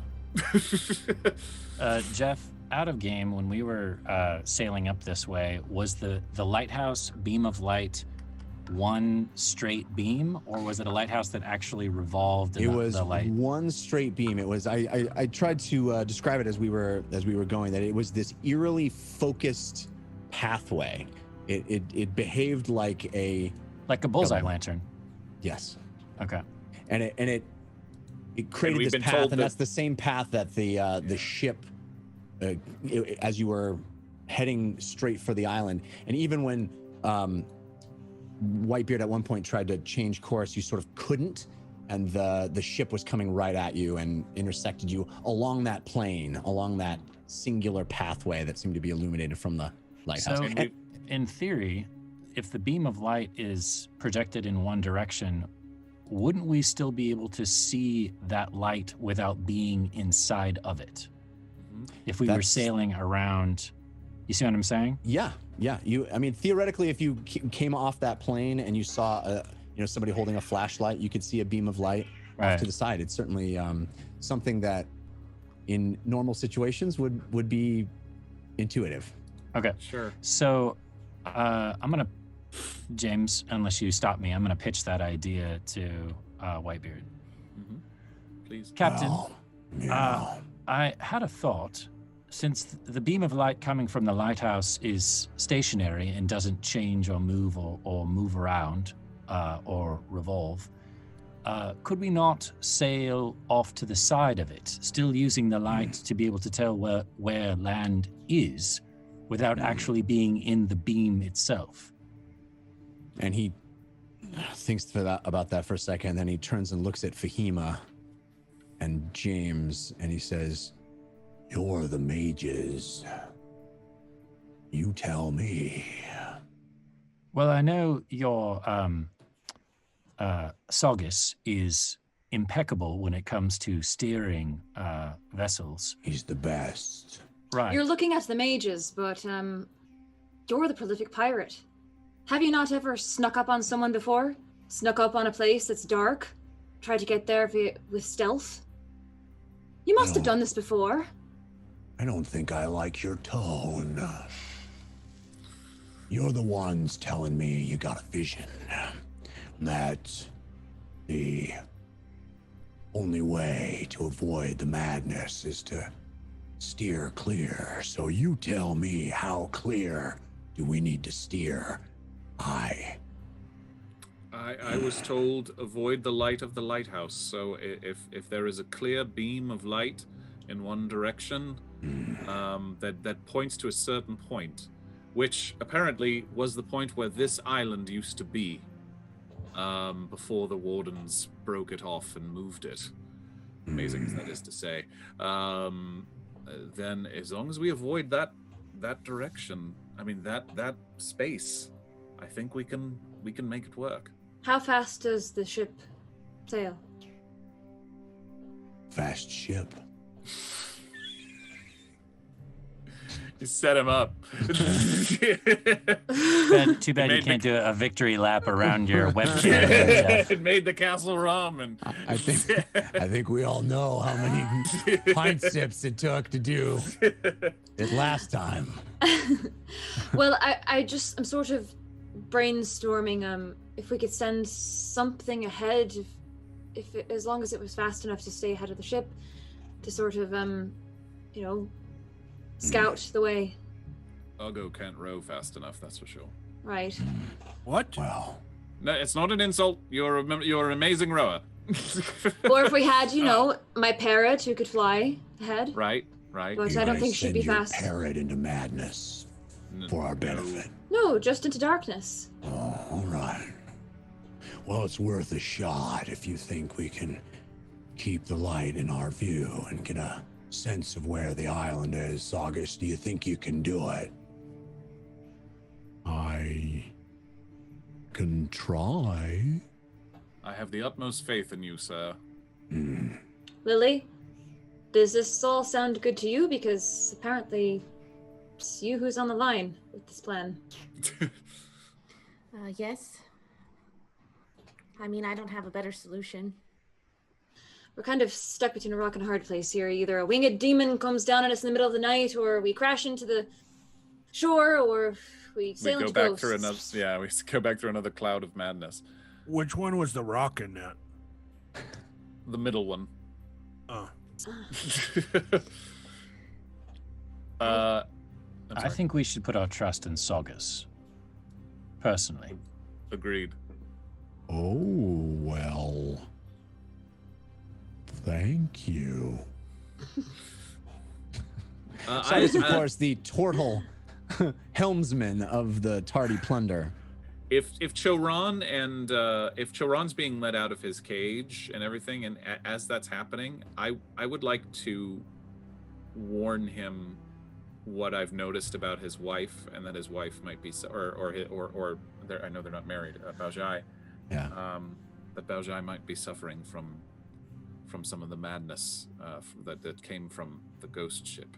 Well, if you guys are done with this conversation with Whitebeard, he's given Lily charge of maintaining that family and keeping them under control, basically. Yeah, I think as soon as this convo was done, I'd probably go get him and take them, find a room for them downstairs. And of course, as soon as the door is open of the cage, he rushes and embraces his family, and he says, "Tell his family where to go. Thank you for letting me out, and thank you for not forcing them into that cage with me." It has nothing to do with you. It's better for Whitebeard. Oh, right. Thank you. I mean, yes. I will, and I'll take that moment to kind of sly and close. With the time that I've spent with Baojai, I think she might be suffering from the madness that came from the ghost ship on her way here. I think that explains why she turned on Ostrom and became so paranoid. So I'm just telling you this so you can be aware and be careful. I don't know what to do. I may be able. I don't know. There is magic that can cure this sort of thing. I don't know if I have it. I certainly don't right now. I cannot believe that Ostrom would turn. He is the most loyal of... I don't think... What I'm telling you is I don't necessarily think that he did. Maybe he did. Maybe she's right. I could be wrong. But something tells me that it looks very familiar as to some of the visions that I saw, or that I know that we saw in that cloud. So just be careful, because she, I don't think, is feeling very safe or very trusting of anyone right now, including yourself. Okay. Okay? Yes. Good. Come along. Lily, Yes? before you go down below, I hate to bother you, but do you mind? And I'm gonna pull back my armor, and there's just gonna be tons of little like scrapes and cuts, and like birds have been pecking at my back. Yes. Yes. Do you have anything left? Barely, but I have something that can at least patch this up for now. Lily, Yes? before you go, and Ugo lifts up his shirt, and clearly he's got a deep gash in his chest. Guess it's still bleeding. Yes. All right. Come here, both of you. I have the ability to do this twice. So, 1 second. I kind of sneak over, and I'm gonna really pay attention and observe as Lily does this. As she cures us? Yeah, yeah. Okay. I've just been lamenting lately that I can't heal. Mm. All right. I'll go 9 points of healing for you. It closes a little. Yeah. I have only first level spells. And then Civ is 6. Sorry. It's been a long day. Yeah. Yep. Better than nothing. Yep. Oh yeah, for sure. When you heal me, I'm gonna lean down and say, "Be very careful around Baojai. Oh yes. I She's know. She's not well." Okay. Be careful around Chomel. He's Yan Mo. Wait, what? I didn't wait. Honestly, James I has been think- very distracted. James Just immediately noticed. runs over and starts attacking Shomel. Oh, that's what we're doing now. Okay. Just The kidding, warning just should kidding. be for me to be careful around him. Him to be careful around me. Okay. Okay, so I'll walk them downstairs and assume there's like a room somewhere. Yeah, that I can find with a lock. you've been informed of where to take them. Yeah. There are chambers down there. As I said, it is a small crew, so there are lots of empty areas to hole up, and there's one particular area that Whitebeard has decided to make available that is not exactly nice, but it does lock, so you're able to lock them in there should you choose. Okay. I'll take them in there and then I'll be right back. I'll lock them in and then I'll go get if I can go find a few more supplies to bring in there with them to make it a little more comfortable. Yeah. And then yeah. Oh, go ahead. Go ahead. I wanted to chat. How is she looking at this point? Baojai? Yeah. I mean, she still is. I guess. She, Sorry. How is she looking in reference to being next to Choran? Choran. Choran. Sorry. Yes. Choran, Chomel, Baojai. Yeah. She, know, there is I think there is more sense of comfort around her husband and her son when no one else is around. As you come back into the room with supplies, with some light rations and things to make them more comfortable, blankets. You catch a moment of relaxation that you really haven't seen from them. They alone, but she is still in this weird state, this agitated state. My lady, I will let you Yes. guys be and rest. I know there is a lot that has happened in the last little bit, but you keep mentioning your sister. Yes. Where is she? Where? I imagine at this moment she is sitting on a throne. Does she know where you are?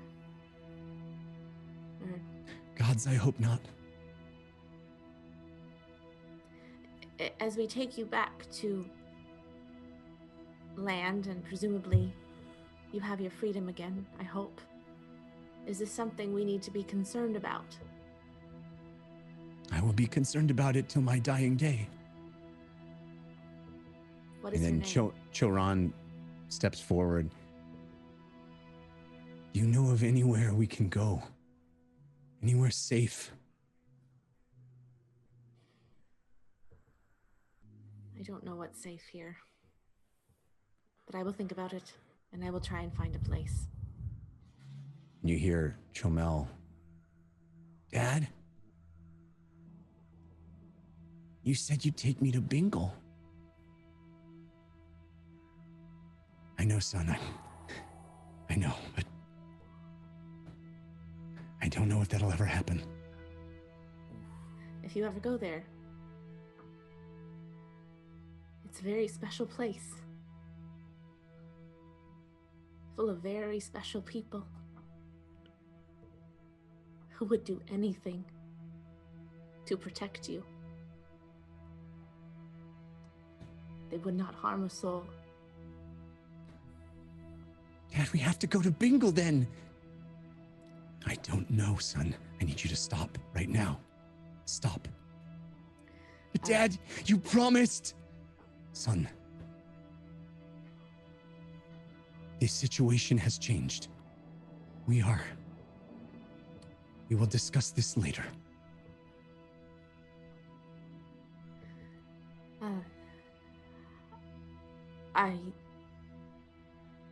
I know that Bingle would take care of you if you went there. He starts crying, the little boy, the 5-year-old. Please let us, thank you for the supplies. Please let us have some time. Yes. I'll come back and check on you in a little bit. And I'll go back up to the deck.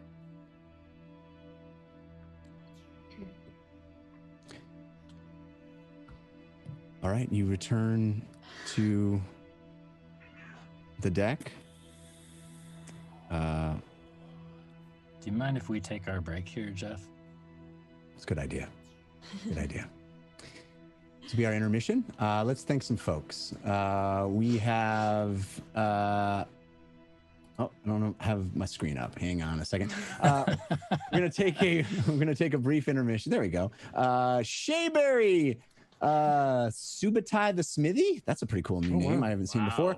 Grumpy Dwarf, Atheist Dad, JT Justice, Melchior, Demon Knight. Who else? Elliot is back. Haven't seen who else Elliot in a while. Hey. Change Box is back and more. Thank you for those balloons. Thank you very much. We are going to take a brief intermission, and I think it was the perfect time for it. And we will be back on the flip side. In the meantime, Araban is going to take care of you, and we'll be back shortly. Yep. Well. Yes. Yes. Milo, do me a favor and yourself a favor, and remove the things from the window that I said to remove from the window. Good. Now, fear not, watchers. Our campaign will continue after this brief intermission. Right now, it's time for us to enjoy each other's company. What is that? Dresden, Dark, you are Mr. Potato Man now, aren't you? Is that what you're trying to do? Are you trying to expose yourself as the man of the potato? What? Cosmic Lord, while I'm trying to expose Dresden Dark as the new Potato Man, you went ahead and decided you would simply kill my one and only minion. Isn't that right? Good job. He's dead. He's on the floor. He's no longer breathing. I'll have to bring him back. And Twinson, Love for Heather, Stuart, and Leah. You know what, twins, and I just realized something. Last week, you had asked me, hold on, grim-fated, wait! I was responding to twins, and now I've got to respond to you as well. This is insanity. I don't know how I'm going to deal with this. All right, hold on here. I'm trying to move this. Milo, please. Sorry. Something is wrong with our computer. Milo is chewing on the cords and ruining things. And my apologies. Let me just make sure I have all of this saved here. All right. Cosmic Lord, let's see. He's got the... yes, No, Milo, do me a favor. Scroll back. I want to see that. The potatoes. How many of them are there? All right, good. Well, hold it. Don't move it. Okay. Milo is dead. Congratulations, Cosmic Lord 09. Cold Candor, thank you for the potato. I will do some due diligence this evening and see if we can get those cooked up. I know that Milo is loving the potatoes, potatoes as we're calling them. He has grown very fond of them and greatly appreciates them. So each of you, thank you for that. Now, going back to Twinsen. Second love for Leah and Heather and Leah. You had asked, I believe last week, if I'm not mistaken, that there we give a little credit where credit was due to the two wonderful people that make the music for the Dungeon Run. Specifically, at Heather Stewart and at Leah. And I will say this. As a friend and confidant of them both, and as a very frequent viewer, or should I say listener, of their music, I would like everyone to know that they are, in fact, two of the greatest artists when it comes to applying musical narrative to the background of a great and wonderful story. And if you've never heard their music before, do so. I don't know if they're there and they can provide links to their Spotify's or whatever it is that they have. But it's beautiful and amazing. And they're amazing. And they do a great job. In fact, the music that you're hearing right now is from them.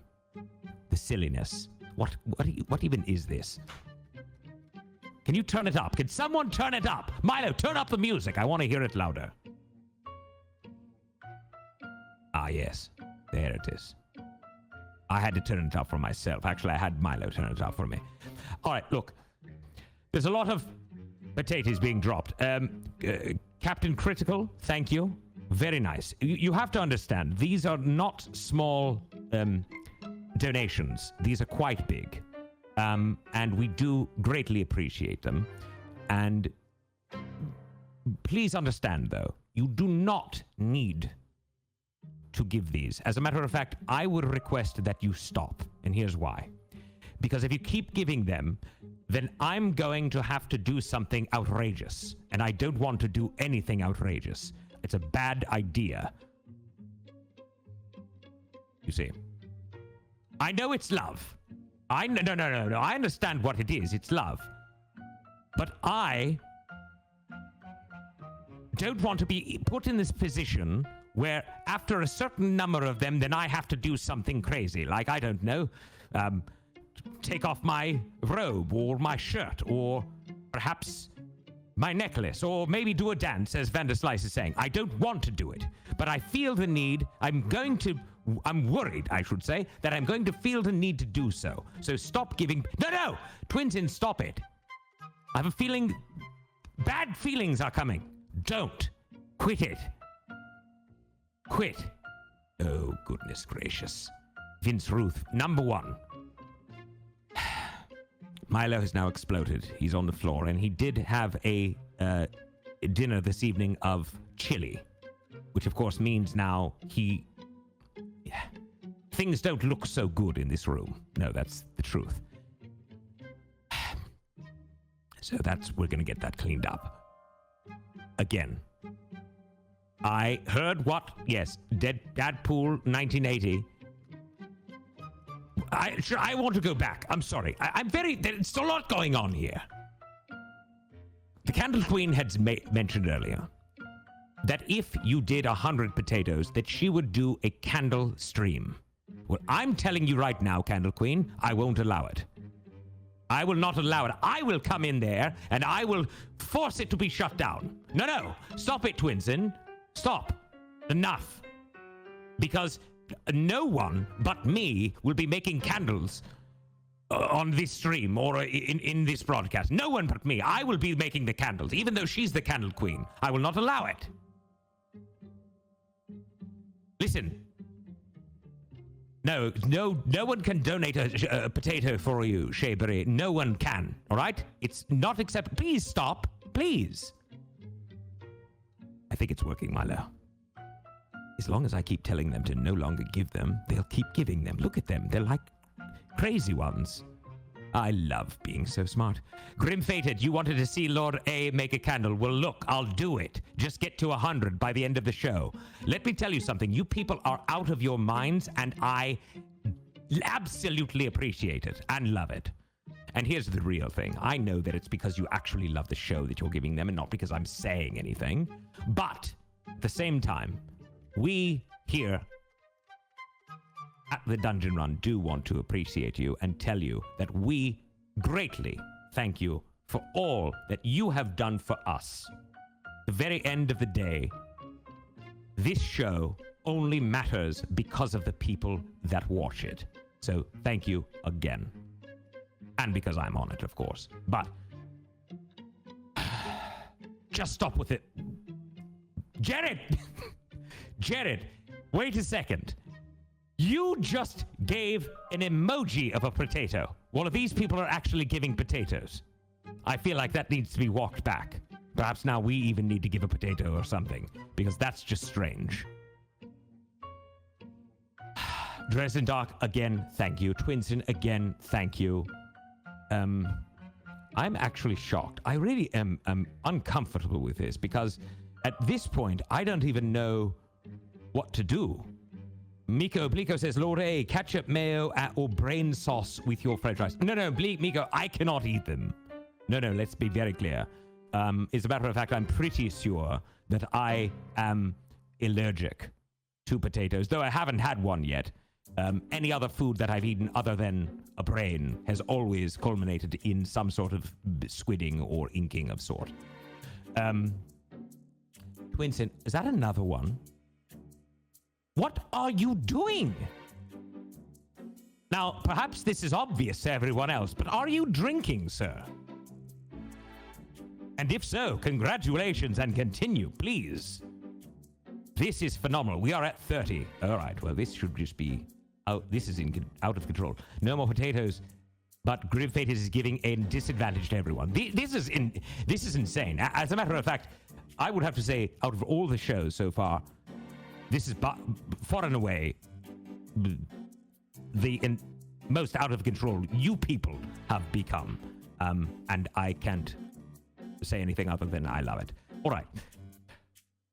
Well, since we've hit that number, well, not because we've hit that number, but because I need to do what I need to do, we're going to talk about the Dungeon Run props. I'm sorry, I have to just say this before I continue. I may or may not have been engaging in something before the intermission. I was not actually prepared to come back from the intermission. I was watching the show. Milo and I were having a talk. He was eating ice cream. I was enjoying brains. So everything sort of came out of the blue here. And I do apologize for the way that I ventured into this intermission. It was not my usual take, and for that I apologize. And again, thank you for what you've done. All right, here we go. Yes, I've been drinking a little bit as well. Number 1, Dungeon Run props. You can give the gift of advantage. That's the ability to roll a pair of 20-sided dice at once, taking the highest value. That's a bonus. That's something that's good for the players. On the other side, number 2, you can set the trap of disadvantage. If a player has advantage, this disadvantage will counter it, and if the player does not have an advantage, they will roll a pair of 20-sided dice and take the lowest value. You see, that's bad. You don't want to do that necessarily. You don't want to give that to the players because you'll hurt them.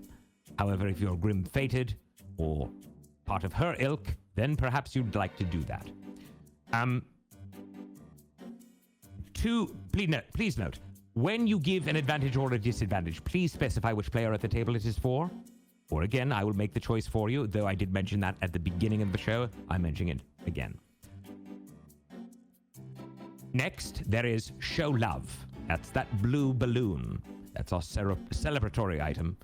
If you want to show love or send love to the team, you can do so with that.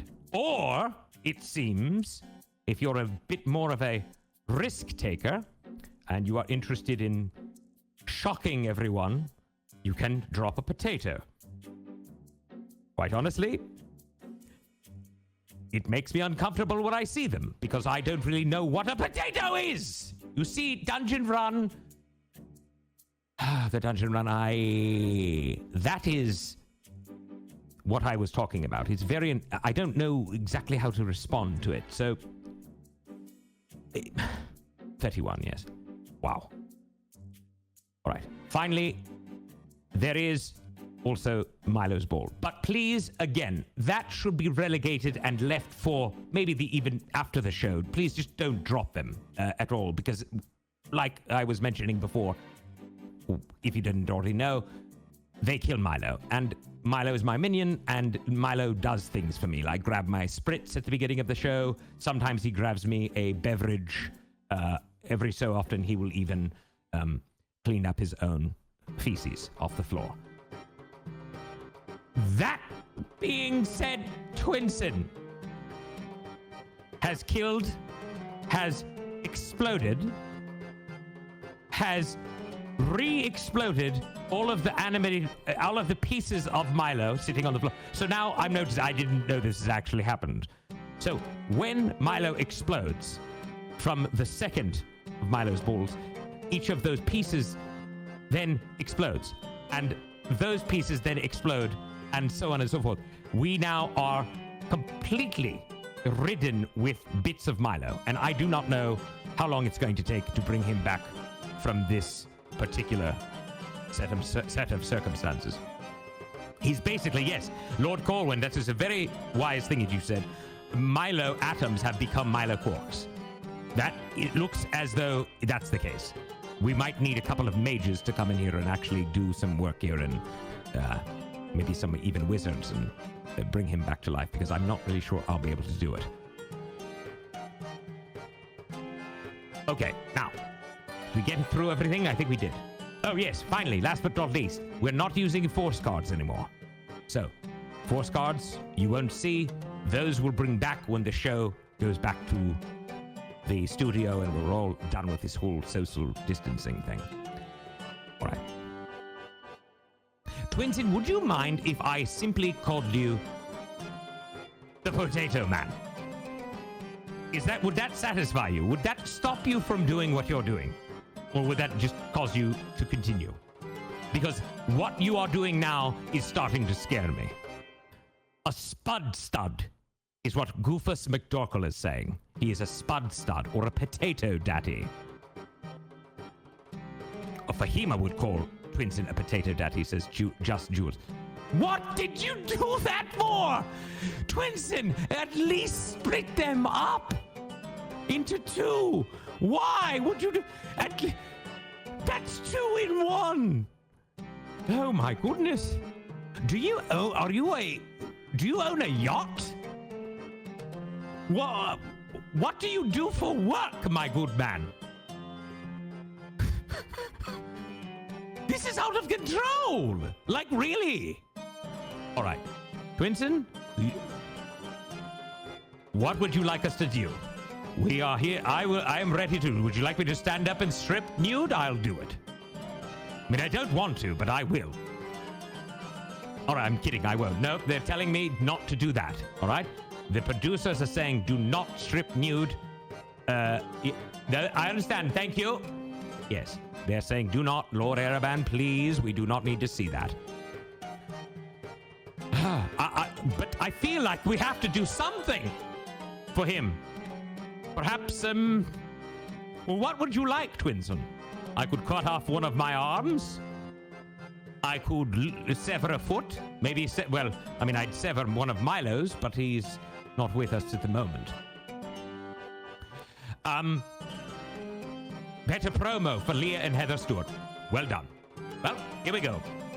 Hello, ladies and gentlemen. I am Lord Ereban, the Keeper of Secrets here at the Dungeon Run, and I would like to present to you two of the finest musicians on planet Earth. Specifically, at Heather Stewart and at Leah. You can find them on Caffeine at Heather Stewart and Leah. You can click the star next to their name and follow them for future reference when you want to be notified when they're going live. Should I do more? Twinson, is there anything else you'd like me to say? An album, perhaps, or a... I don't even know what to do. What else? Is that it? All right. Have they been properly... promote their albums, all right? Is there an album they have that I should promote? Heather and Leah, albums? Go ahead, you promote your own. I allow it for this moment, and this moment only. Arcane Rebel, thank you for sharing the broadcast. We appreciate it. Could we have a gameplay effect because of potatoes? Calcanius. Well, you are a potato deliverer, so perhaps it's something to think about. All right, so here we go. Heather Stewart has a album called Me, or are you just saying your album is what it is, Life of the Party? I'm just double checking on that. And then for Leah, if she's promoting here a little bit, go to www.leahfinkelstein.com, spelled www.leahfinkelstein.com, and Heather Stewart at www.heatherstewart.com. You can always follow me at lordereban.com. I'm just kidding. I don't have a website, but I will get one after this show for sure. Okay. Brentley Moore asks, Lord A, when will you allow us to buy the HP potions for the Advent Heroes? Well, you can buy them, but they just will not have an effect on the show. All right, so, but you're wondering when can we use it, is what you're saying. That's a very good question. We'll have to talk about that back at the office, you will. Well, I don't know what else to do. I really don't.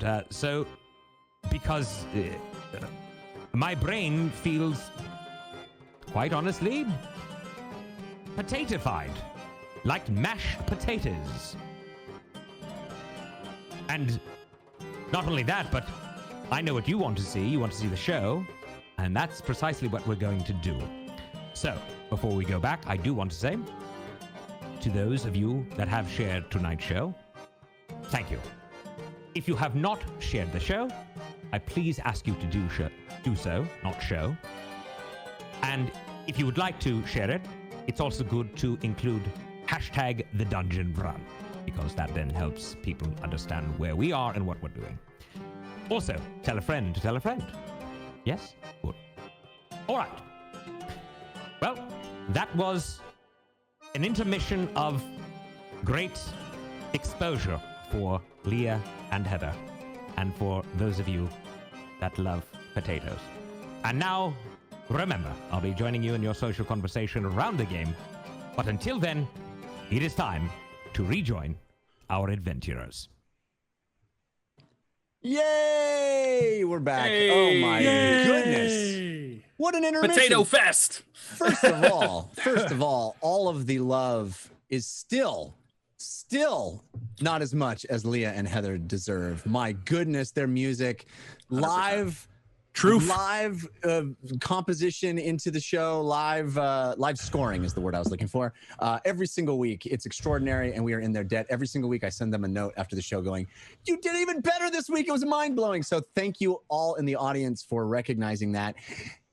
Excuse me. And if you are watching this and you're going, "What's all this potato talk? Why is everybody talking about potatoes?" Well, it's part of that live experience, baby. And we are live every Wednesday night at 6 p.m. Pacific time at caffeine.tv/The Dungeon Run. It's really the coolest way to watch the show. We appreciate you watching or listening, however you do it. But if you have the opportunity, I highly encourage you to jump in here with this incredible community.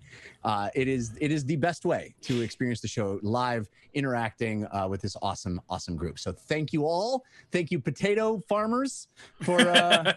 I have to talk about all the potatoes that happened over Twinsen. I think there was something like 6 potatoes from Twinsen over the break. Wow. Which is just bonkers. A 6-pack of potatoes. That's he picked a pack of pickled potatoes. And Dungeon Run, yay. Had one. Yeah. Grim Faded gave us one. Thank you, Grim Faded. Grim Faded, in the running for series MVP. For real.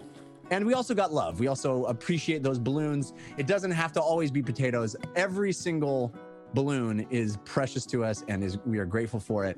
Aegis 13, Gamer Share, Fall Star, God Killer 92, Captain Critical, Grim Faded as well, Red Robin, Damon 7, Cat the Mage, and others. Thank you all for that support.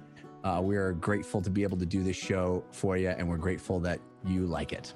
So we have great spuddies. That's what we have. Spuddies. Spuddies. If you're a potato farmer, you're a Oh, spuddy. Spuddy. Official spuddy of the show. Very, very good. Very good coinage, Ron. Thanks. Okay. So I'll be here tonight. And every week. Tip your waitress. We are here still sort of not adrift. We are anchored, but the ship is not in sailing condition. Lily has secured the prisoners, which still is an accurate descriptor for those 3 Dragonborn. They are prisoners of Whitebeard on this ship, and they are now below decks, but that doesn't mean that the ship can actually get into motion. There is quite a bit of damage still to be dealt with, and the sails themselves, when unfurled, are not going to catch the wind. They have been completely ravaged by what has been reported to be an attack of many, many birds. So that's where we sit now, still anchored as Whitebeard is attempting to get this again. A skeleton crew, I keep saying it, but it is worth repeating because it means that repairs are slower to happen than they would be in any other circumstance. I'm jumping in. I'm gonna climb up the rigging or the mast because I can probably climb better than anybody in the crew, and I'll start sewing up them holes. All right, just roll me a survival check. You have advantage from Cold Candor, countered by Don't Hate Fahima. Okay. Fahima, do you have the ability to mend anything? I forget. You know I do. I thought so. I should work on the sails, yes? Definitely. Excellent. Magic is so useful. Well, do you want to come along, Ugo, and see? Like cast mending? Well, we could try. Oh. You can read the words, and I can show you how to do the movements. Yeah. If you want to hang on my back, I'll climb you up there. Okay. Oh, okay. I didn't think you were going to say yes to that. Okay. I'm looking up to see what the components of mending are. Let's see. It's just a cantrip. I don't know. I think it's just a cantrip. Verbal, somatic, and material components. Okay. What's the material components? I'll when we get there, I'll take her focus off if she has a focus. my focus. Just a focus. Yeah. Give it to Ugo. All right. So meanwhile, Civ, what did you roll? A whopping 3. Oh So by mending sails, I mean I get my claws involved and I just rip the sails up even more. Yeah. It's Who like let it's the like a cat cat man up there. Yeah, it's a cat playing with yarn or string or whatever. I just shred the hell out of it. He's gonna mend the sails, but he climbs the sails. Yeah, so that's not being particularly helpful, but your intentions are good, which is I find a which is spray nice. bottle and spray it. It's down, get down from there. And on the other side, we have Fahima climbing on Ugo's back as he sort of muscles his way up the ropes into you know, if you imagine sails that are furled, they are not unfurled, they are furled, they are collected together, but they're shredded.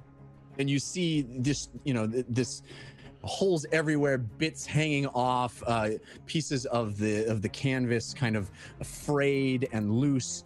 It is clearly a very bad scene. And as you kind of get to the place perched up there on the back of Ugo, Fahima, you see a crew member start pulling on ropes below, and the sail itself does kind of unfurl a bit, and it really shows how much damage has been done to this thing. It's in tatters.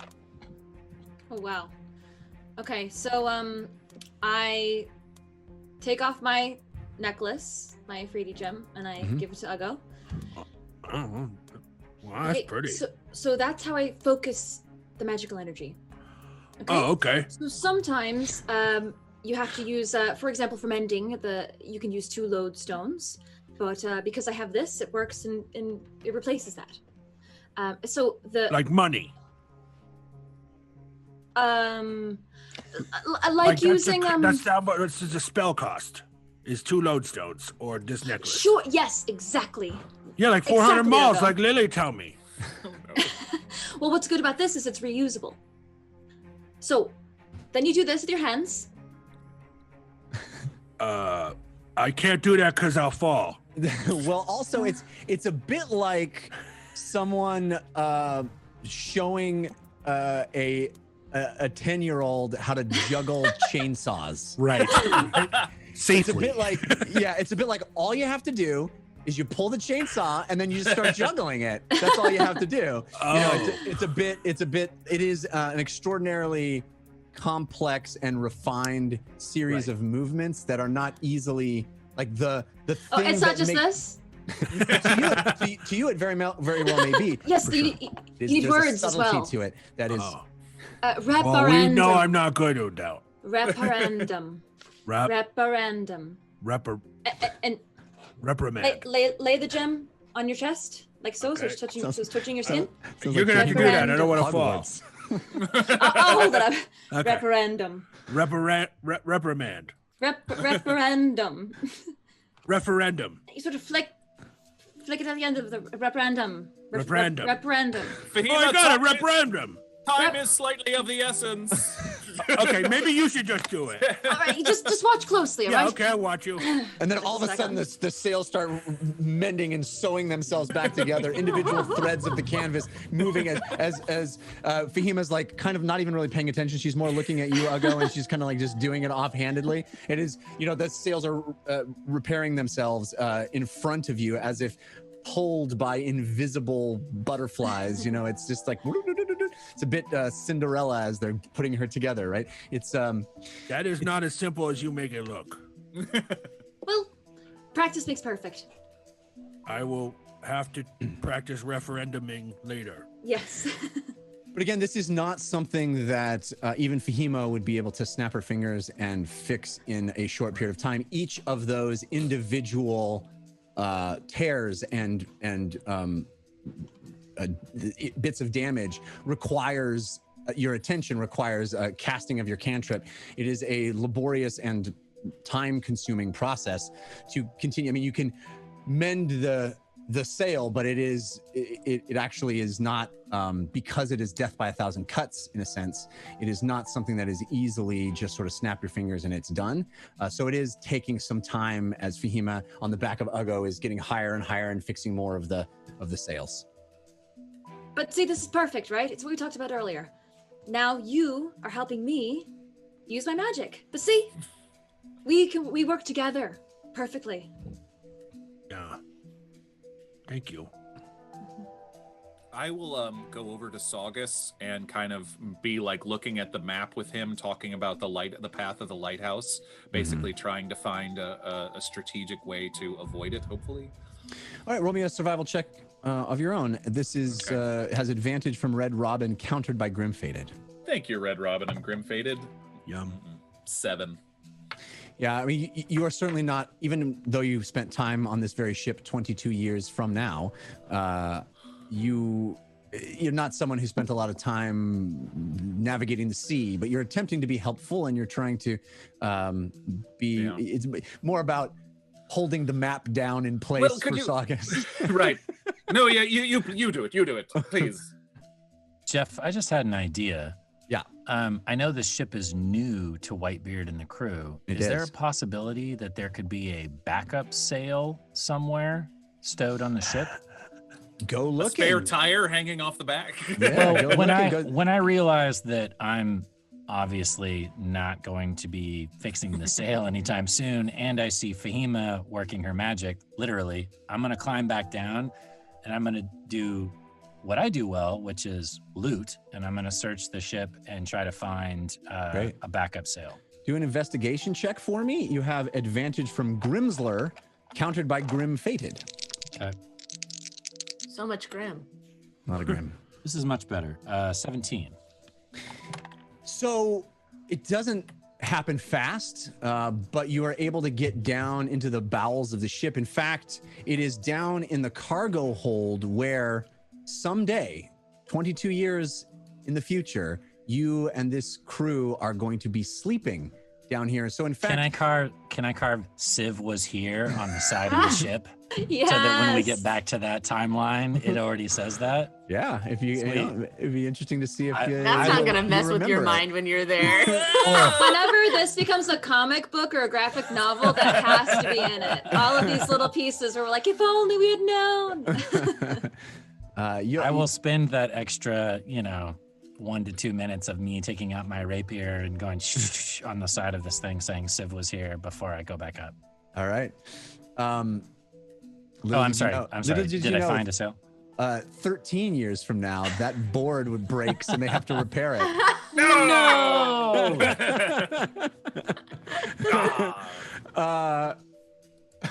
Who wrote this? Get it out of here. No. So it takes a while, but this is a familiar place to you of all things. It is a ship that you have spent time on. It's places that you have slept. It is a strangely nostalgic, almost a sense of deja vu that you get being down here in a place that didn't look like this when you were there. It's like being in the house you grew up in before, right when it was built or something. It's a strange thing, or returning there when somebody else lives there. That's that kind of a strange sense. But it also does, everything's laid out where you remember it. And lo and behold, there is a new sail rolled up tightly and stowed in the cargo hold on the side behind some other crates and things. Okay, I'm gonna grab it and start to pull it out and realize that it's probably too big and bulky and heavy for just me. Yeah. And then run back up onto the top deck and say, I found another sail. Someone come and help me get it out. And you see Loudmouth. I should have known that would be there. I grab him by the arm and I pull him back down. Nobody wants me to do Loudmouth anymore. So a few members of the crew start heading down, and there's this opening in the center of the ship, if you can recall our model of the Tardy Plunder, and there's actually a way to lower a winch down into the cargo hold. That's how they lower boxes and crates and all kinds of manner of cargo into and out of the hold, and that is lowered down, and they put a big hook underneath parts of that sail that is rolled up. Very, very long, big sail. These guys have done this kind of thing quite frequently. They hoist it up, unfurl it. All the while, everyone's sort of looking to the sky, hoping the birds don't return or something worse. And they unfurl this sail and start the laborious process of rigging it to the mast to get it, replace it in place. Even as on this other sail, on the other side of the ship, Fahima is still mending away and casting over and over. And this process, as you guys have helped, has gotten the ship very close to being in a state where it'll catch the wind and move through the water. Great. All right, so Well done. as that happens, the new sail in place, Fahima, this is, a couple of hours of work easily, of you, working hard, Ugo muscling over to different sections, you on his back, this kind of strange labor practice that you've invented where you're sort of straddling his arm or on his shoulders, I imagine a headband tied off, you're sweating, you're working hard, in the dead of night here. Is it an 80s montage? Can it be an 80s montage? I like it. All right. The best around. Gotta get the sail Ugo and working. Fahima making the sails go round. No, actually, what it would be is just come sail away.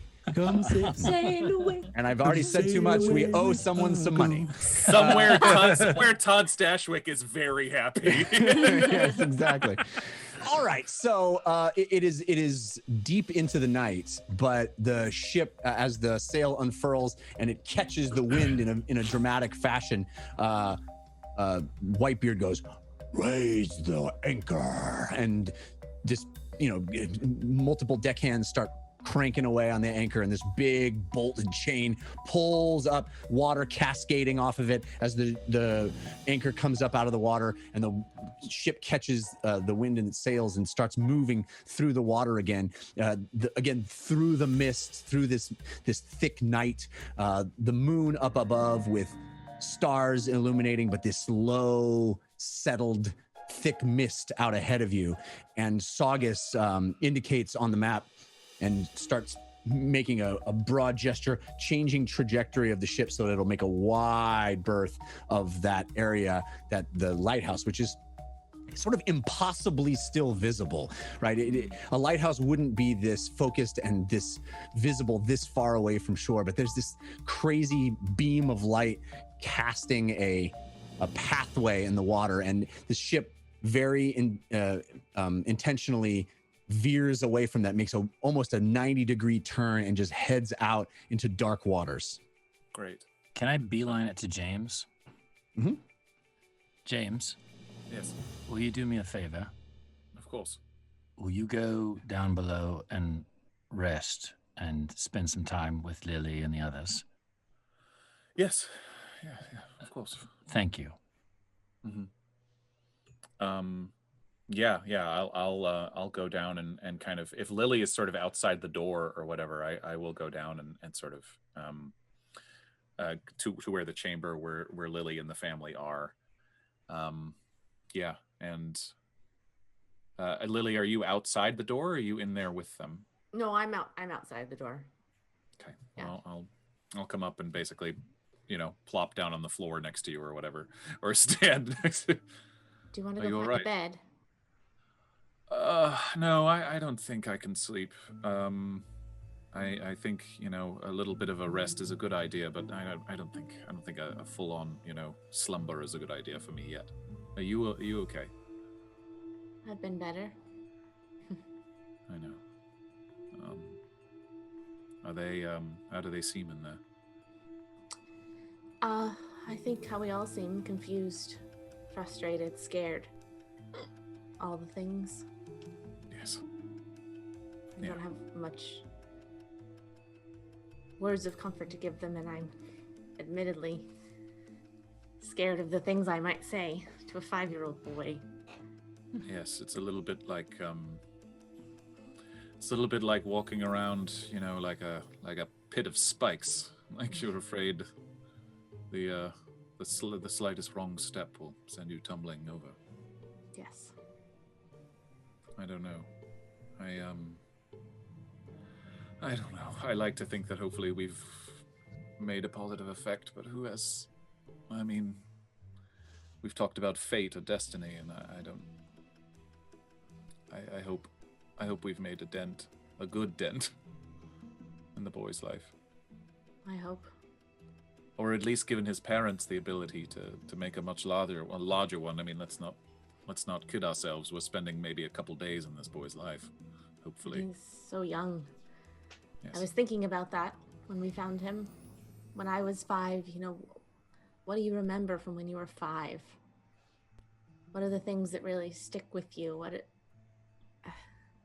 What can I do that actually changes his mind? And one part of me wants to hurt him. There's no shame in that. The terrible things he does to my family, and if I didn't feel that, I would feel even more guilty, because then I'm betraying all of Bingle. But I also know that getting rid of him does not get rid of the problem. Exactly. I don't think it does anyway. Getting mad at him is just fighting fire with fire, and honestly, I fear that if I take out any of my anger on him, then I would be the reason that it happened in the future. Yes. I don't know what to do. It seems to be that one of the biggest truths in our universe is hurt people hurt people. Yes. And the cycle continues. And so I'm very impressed by you. It can't be easy. Grammy Dumblestuck always said, you know, getting angry at someone is... I don't remember if I can remember it exactly how I should, but it was like, getting angry at someone is like, it's like eating too much dessert. Okay. It is really good in the moment. It tastes good, but then it makes you sick later. And... Yeah. And I know that's what'll happen, but it sounds good right now. I understand. Dev, Yes. did you write that in the hammer? I carved it in the side of it, yes. I have to be honest with you. What? I am not brave. Why do you say that? This is very hard for me to say, but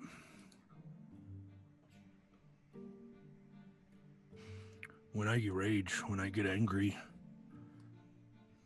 it is because I am afraid. And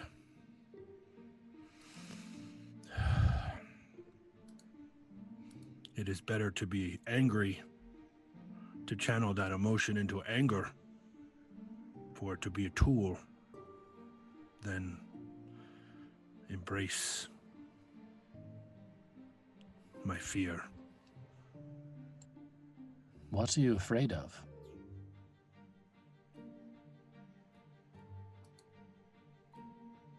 The truth. Well, if anyone can freely empathize with that, it would be me.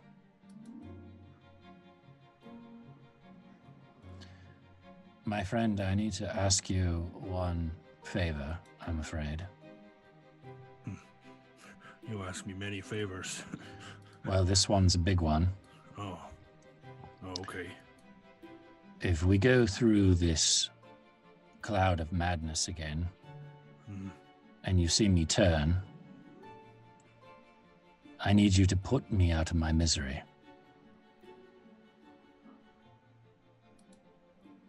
I don't want to harm any of you.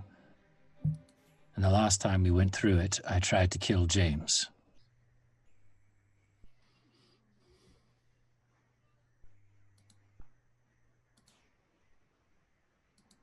Why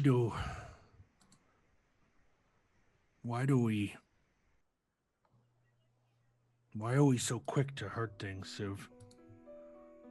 I think that's all we know. I think you and I were raised in a culture of violence. So it's the first thing we turn to. But we are surrounded by people who love us. Yes, and we want to protect them. Yeah. And violence is our tool to do that. Yeah.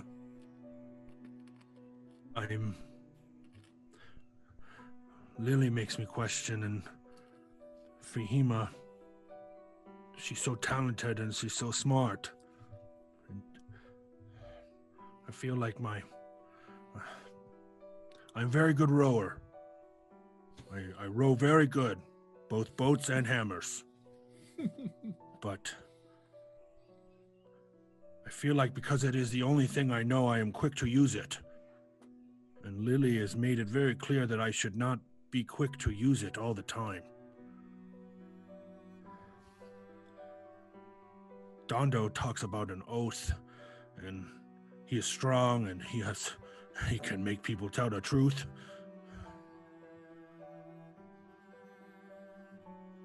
I am worried that maybe I am not worthy of the Candle Queen. And that is why I cannot hear her now.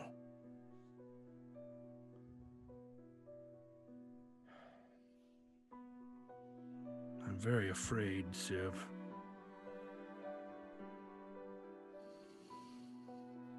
You and I both, my friend. Have you known anybody who has been in the past? No. I don't even know if I am me. I don't look like me. I feel like me. I think like me. Well, there is something that I shared with Lily, and I don't know if you overheard or not, but I think this is the amulet giving us a second chance. And I peel back the leather from my arms, and I show you my arm. Do you see this? Yes. There's no scars. Yeah. I don't need to drink here. I'm not addicted to anything. It's as if we've been given a clean slate.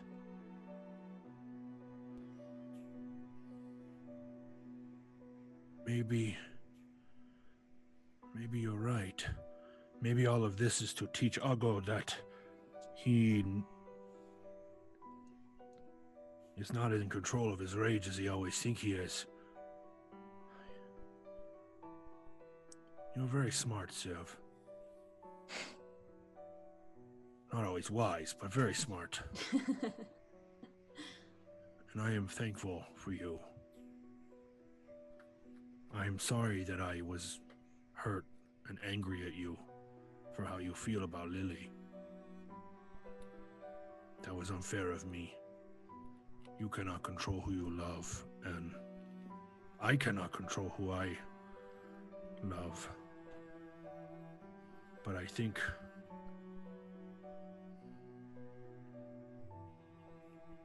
I don't love myself very much. And perhaps that is the truth that I am so afraid of.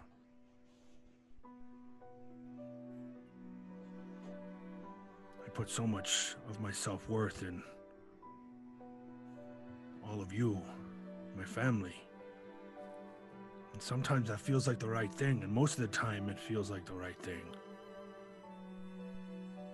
But I think it can be toxic and problematic. Those are very big words, my friend. Yeah, I've been reading. That book the Duke gave me. It's a pretty good one. Thank you for thinking me of brave. And I will do my best to live up to the words that you have given. Especially for you. Lily, maybe you should get some rest. I'm good to mind the door here, but I mean, you and Fahima need to get some sleep. My spells are back, probably now. But Jeff, I'd like to go find the oh my gosh, I just had it in my head. The bullets and Mulets? bullets, yeah. Wouldn't be on this ship. They'd be still on Whitebeard's itch. Oh, right. This is a different ship. Okay, so then I'll find some a private area. Maybe one with a closed door if I can. It's pretty simple to find that in the ship, which is not even half full of its normal crew. And I want to begin to experiment with identifying the properties of life transference, or I guess life force, with necromancy, with the liquor of death. Okay. Because, and so I'll drink it, and it will hurt. And then I will try to touch the magic around me to grab the weave, somehow do the things that wizards can't do, and try to heal myself.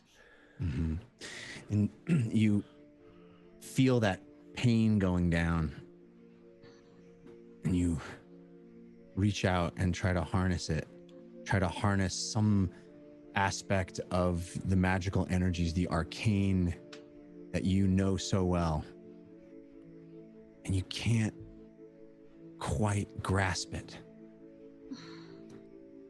And then you cut yourself. Gah.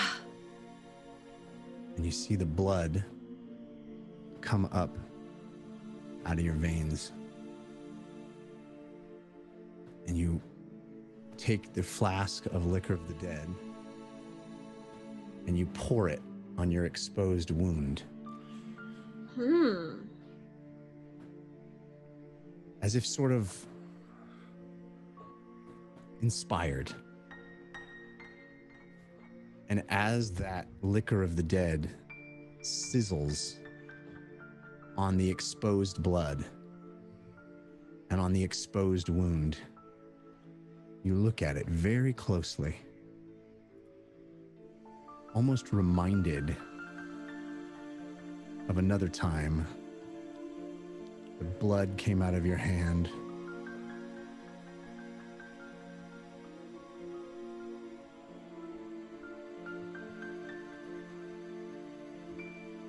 You start thinking about the properties of this strange liquid that seems to be able to break through some sort of barrier between life and unlife. Whatever veil exists between being and unbeing, this substance is able to do something, is able to bridge that gap, poke through that veil. You see it mix with your blood and it burns. But of course, burning is a sensation that you are very familiar with. And you let it. You let it burn. And you touch that feeling, that pain. And you press your hand together. And you squint your eyes. And you think about that veil. About that place between living flesh and decaying flesh. Between blood and dust. And you open your eyes, and the wound has healed.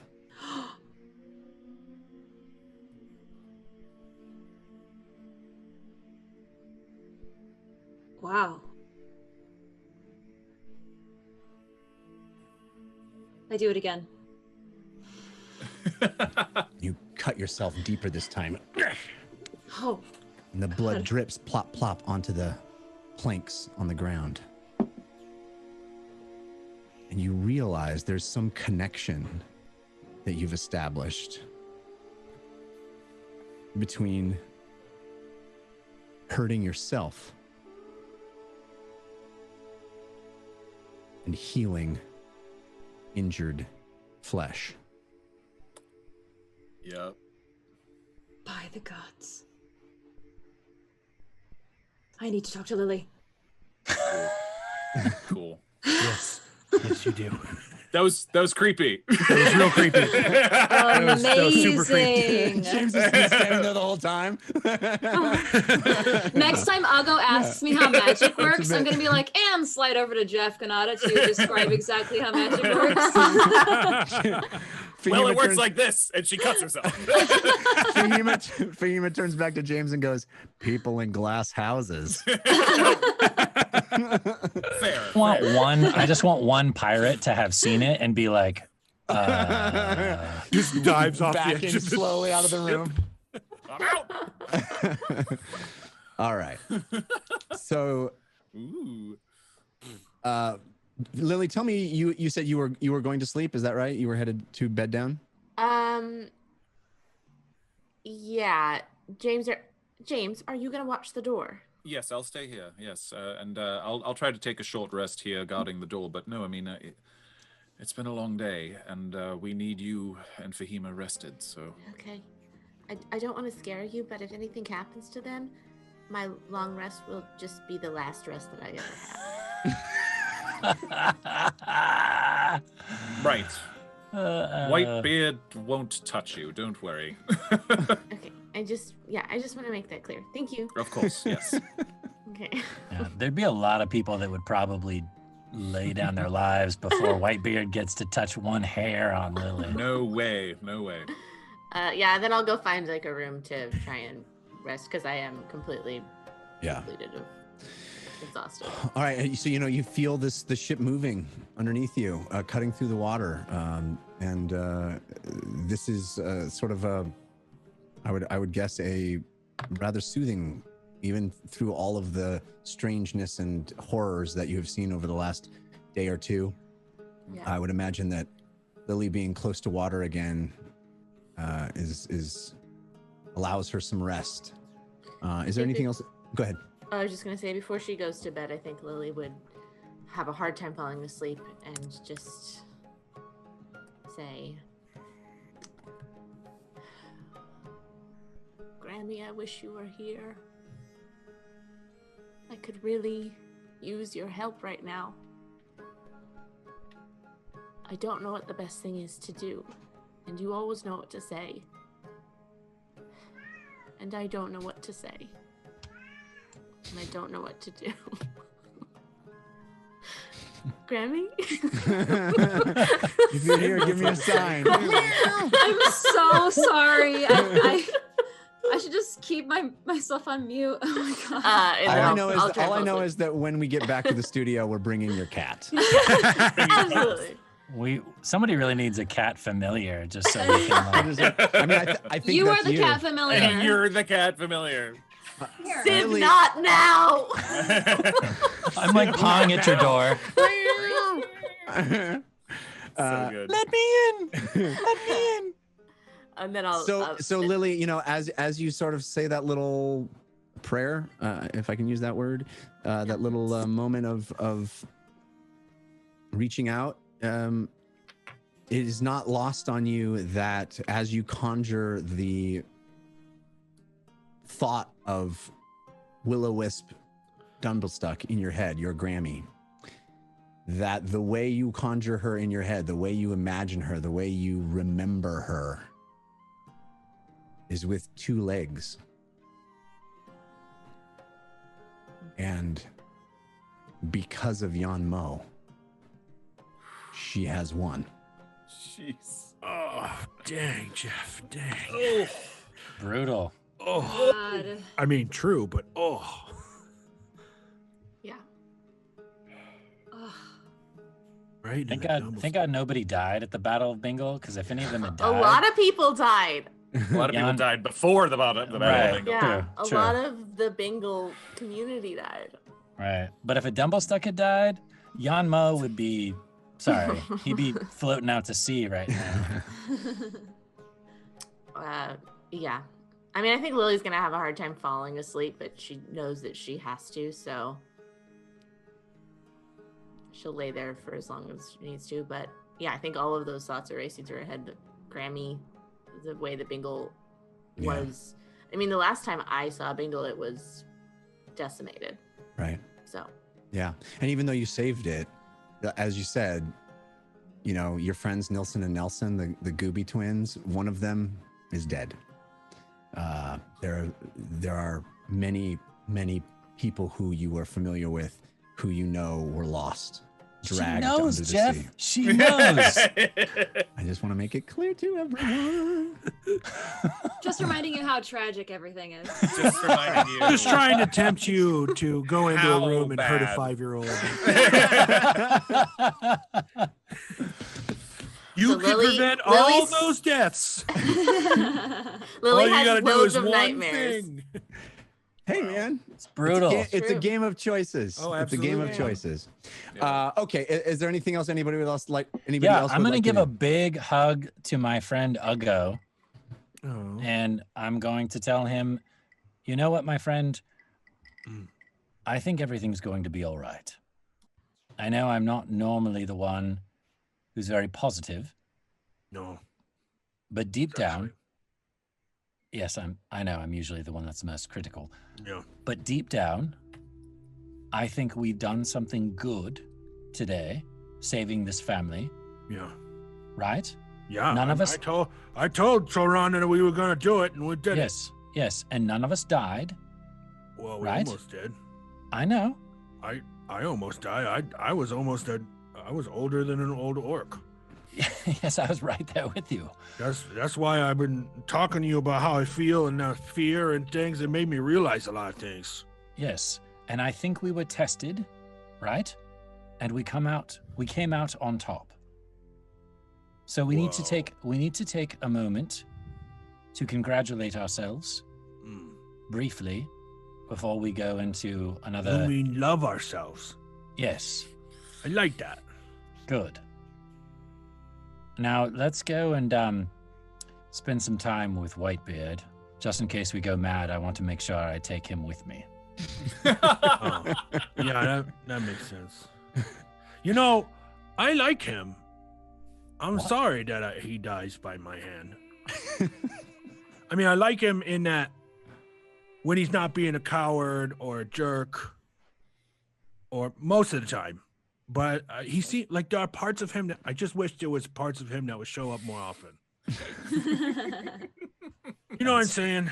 Not Yes. good with words. I think I get what you mean. It's very valiant of you to say that. Yeah. It's all right. I mean, I still end up killing him, clearly, but Yes, you do. Rather brutally, actually. yeah. Well, and on accident, if you recall. I do. I do. Kind of a sad end, really. when Yes. you think about it. And I remember his eulogy was quite touching as well. Yeah. Lots of whipping. Yeah. I too was whipped. Yes. I remember that. Yes. You're right though. We should take the time to. Man, it's late, hmm and I'm still more than half my hit points gone. So I might. Why don't you go lie down? I Yeah, I changed my think I mind. might just sleep here, Yes. like right here. No, really, I think I'm gonna do that. It sits down, just lays down. So, go ahead. I'll go lays down. Yeah. Siv, are you going to stay there? Well, I was going to try to get him to at least like an area where no one is going to bother him if he tries to sleep. Oh, yeah, we can go elsewhere. I'm just really tired all of a sudden. Yes. I'm going to try to get him over to like maybe like where there's some rigging or something where I can hide him behind some piles of ropes or something just so he's kind of off out of the way. Yeah. I know he's not going to want to sleep down below because he doesn't like enclosed areas. So, Yeah. you know, out of the way, I'll get some, you know what? I'll take the old sail that's all tattered and ripped up and Yeah. I'll use that to kind of hide him. Okay. As soon as he gets there, just thump. Yeah. I'll go as you kind of fall to the ground. Civ puts this tattered sail kind of around you, and you're off to the side of the ship. And Civ takes some time and makes sure you're all hidden there and not going to be bothered. And then he fluffs up this canvas sail and puts it down with its holes all in it and these threads, all these tears in it. And Civ makes sure that you're okay and kind of leaves you be. And as you're there, just kind of half awake and half asleep, your eye catches the view of a lantern on the side of the ship, kind of banging into the side, and it's lit. And there's a flame inside, and you're just kind of really tired and half looking at it. And the flame is flickering, Very tired. almost as if it's a candle. And then it flickers out. And it comes back. Stronger. And you go to sleep.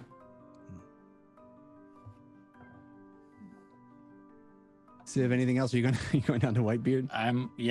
If I'm gonna go crazy, I'm definitely taking that man with me. Yeah. All right, so you go into the. Sorry, I know there's some people out in Discord land that have a secret love affair with Whitebeard, but I get it. sorry, sister.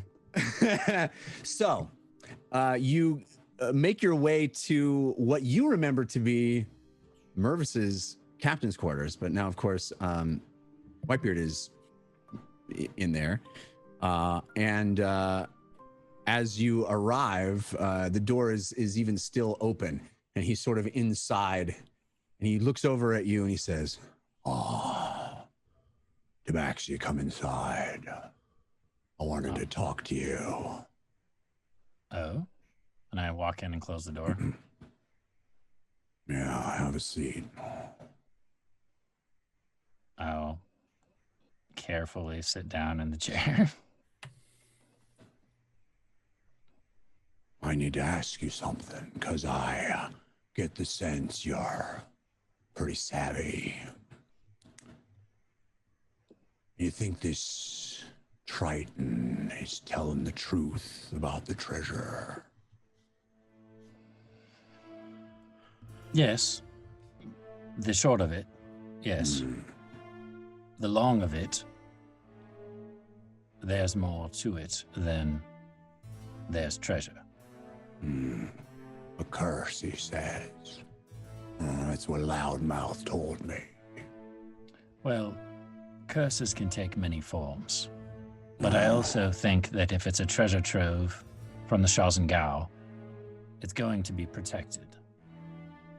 Which means traps, guards, curses, whatever the Shazengao can muster to make sure that their treasure goes untouched. It also means it's a mighty fine prize. Yes, it does. Because it seems to me right now, we could just take these three and turn them in to the dynasty. Get a nice chunk of gold and be on our way. No more fuss, no more danger. 15,000 gold, by my count. Your share would not be small. No, I expect not. So tell me, Cutthroat, what do you want to do? It's funny you should ask this question. It's something that I've been thinking a lot about. Personally, if it was me,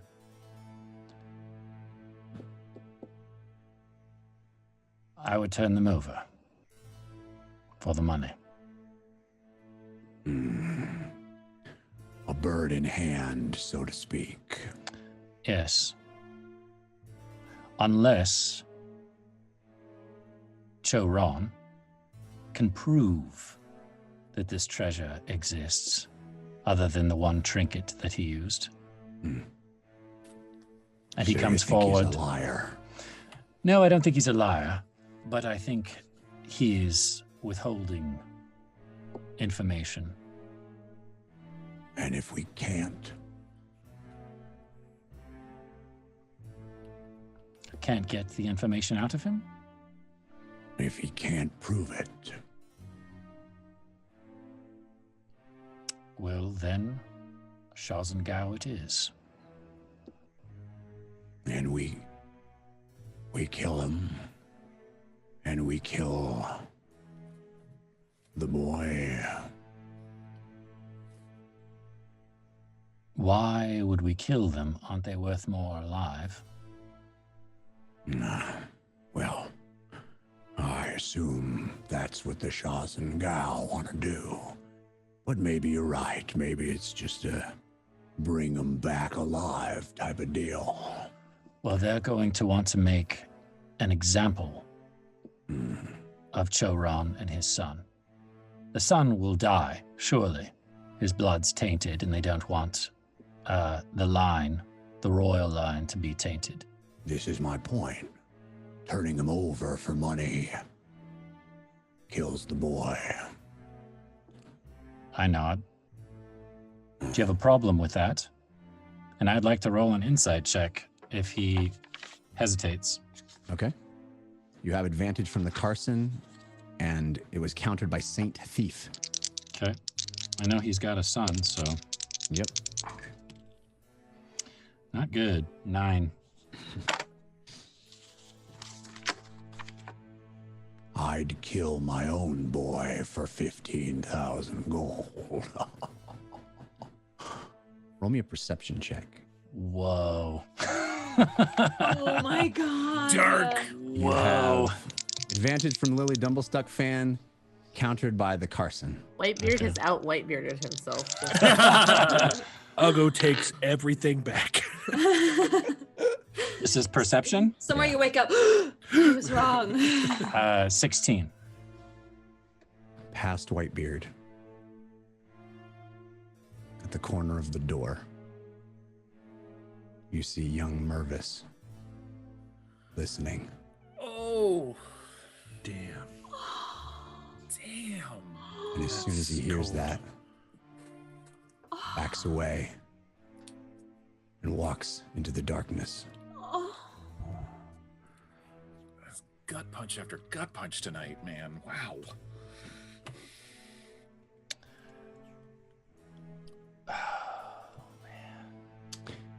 It's clear to you that Whitebeard does not see that happen. Yeah, I don't see a point in telling him either.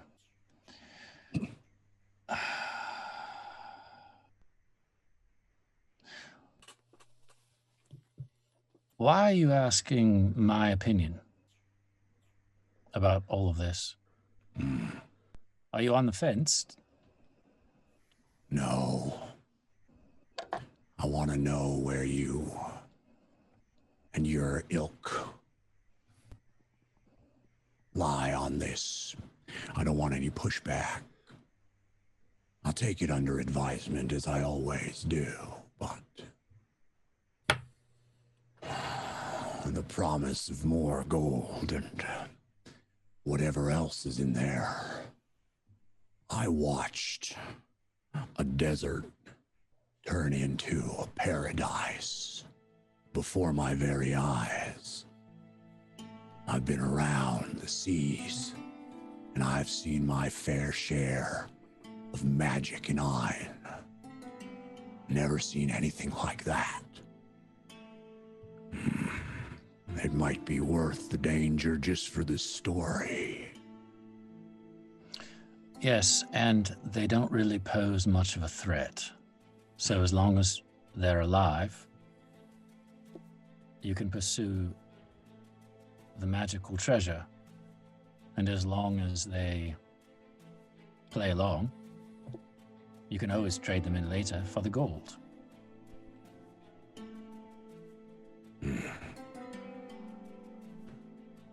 Well, thanks for coming by. It was my pleasure. And I stand up and salute him and then turn around and walk out.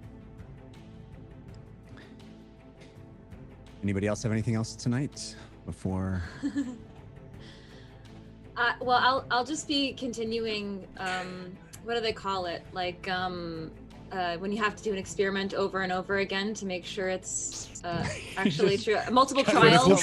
Clinical trials. You're going into clinical trials. Multiple trials to ensure accuracy. But eventually, I will go to bed. I'm not just going to be bleeding out my body and healing myself all night. Well, the thing you notice is that you seem to be able to create this effect, but it has a detrimental effect on you, right? You are literally cutting into your own body and using your life essence in a new way. Mm-hmm. And At a certain, go ahead. No. It's unrelated. So please. It is a new experience for Fahima, but it reminds you of some of the concepts that you perused in the book from the Ashen Mage. Blood lance. Yes, absolutely. When you saw the Blood Lance spell, it very much, instead of using your own life force to heal, that spell used it for violence, for offense. But it is similar principles, and you are sort of making these connections and coming to conclusions that you've never put together before. Your mind had always put magic in a very specific box and it thought about it in very specific ways, and you're starting to realize there are other applications for it and other ways to tap into that weave that are perhaps a little darker, but perhaps also useful. Yeah. I'll definitely be talking to Lily in the morning. Sorry, Morgan. That's fine. At a certain point, I guess, if it sounds like the family inside is asleep or resting, I will walk up to the deck and kind of keep an eye, like how Saugus is doing sailing around the lighthouse. Do we expect to be doing that through the night? Yeah, I mean, it is an interesting thing. You look out across the deck as you see, Saugus at the helm. Look out across the deck and see that beam of light almost parallel to you at this point. So the beam of light is here. The ship has kind of moved at a perpendicular trajectory from it and then turned and now is kind of parallel to this light. And it is a strange thing. Light doesn't tend to behave that way, right? It disperses as it moves out from its source. And here you have this very focused, almost pathway of light beamed onto the surface of the water. It is a strange thing to witness, but it does seem like you are far enough away from it that the path of light isn't going to intersect with your trajectory anytime. And you are moving still sort of toward what you believe to be the island and into darkness, but there is some peripheral illumination that spills out from the source. So you can sort of see a little bit better, just with your naked eye about kind of where you're headed. How far are we from the lighthouse? I mean, it took you overnight to get here the first time, right? So it takes several hours to sail. So you're quite a bit out. I mean, I imagine by the time you wake, you'll be much closer. We're pretty far from. Oh, okay. So we're pretty far from Boster, but as we're sailing beyond the light, can I see the lighthouse itself? No, you see this sort of light beam. That's one of the strangest things about it, right? Is that you don't even see the island yet. You just see the light sort of emerging from nothing right now. It's not behaving like light behaves. It's behaving. It's this like spotlight that is shooting out, but you don't see the source of it. It's almost like a rainbow. You don't see the source. You don't see the end. It's just this like beam that exists that's reflecting on the surface of the water. I think James, is studying that light a lot and trying to see if he can see the lighthouse thinking a lot about who and what is in there. Yeah, roll me a perception check, James. You have advantage from cold candor. Thanks, Cold Candor. 13. You know, you're looking out there, you're trying to see some difference in one section of water from another, how that light bounces off of it, trying to figure out, triangulate, like, where were we when the ghost ship hit us? Where were we? Is there something I can perceive? And there does seem to be, you can't be sure. You can't be sure if there's some, from here with the naked eye, you can't be sure if there's some different feature of that piece of water, or if you're even looking at the right piece of water. And no sign of the ghost ship, I assume. No. Okay, I will go back and, like, basically curl up outside the door of Choron and his family's cabin, wherever they are, and sleep on the floor. All right, so I think everybody has basically bedded down, and it is a long rest, after which you emerge, and here there is light. There is a dawn. There is a morning. It is as if you're sort of outside the whatever situation you were in on the way to Castle Rum, where everything was dark and it was sort of impossible to judge what time of day it was. It was sort of impossible to know if it was the sun was in the sky or not. You were in this weird fugue, this strange, just dark grayness. You're kind of outside that now, and it does feel like you're in more normal waters as dawn breaks on the ship and as you all come awake. It's not even clear at this point if the lighthouse is still illuminated. You can't quite make it out, but you definitely are getting much closer to land. You can see Boster out in front of you, and off to the right-hand side in the distance is definitely Ocean's Gull Point. Morning, everyone. What's the plan? I think we should find out. I think Whitebeard's going to expect some directions from Choron right now, to be honest. You have no idea. Yeah, He and I had a little talk last night. Got it. Well, the sooner he can satisfy Whitebeard as to where we're headed next, the better. I would really like to go back to the lighthouse and pay a visit to Jaspin. Or the How are we Viscount. going to keep Whitebeard and his crew here while you go and do that? Jaspin is in the lighthouse? Yes, I'm sorry. I thought we told you that. Jaspin. You might have, but I did not put it together. Jaspin is the Viscount, the man who gave us the liquor of the dead. He's still alive, and he is living, and he is in the lighthouse. Didn't the lady say that we should avoid the light? She did, and we did. You don't think that the light encompasses the lighthouse? I think she was speaking mostly about the ghost ship. At least that was the sense that I got. Ah. So how is the demon tied into this? Right, where is that demon? I think the demon is what convinced Jaspin to do what he did to begin with. Oh. It just sort of flew off. Do you think the demon went to the lighthouse? Maybe. Well, if I was a giant demon with wings, I could do just about anything. Listen, Probably perch on top of the lighthouse and wait for us there. Listen, I think it could be the demon, or Jaspin constantly referred to these old ones.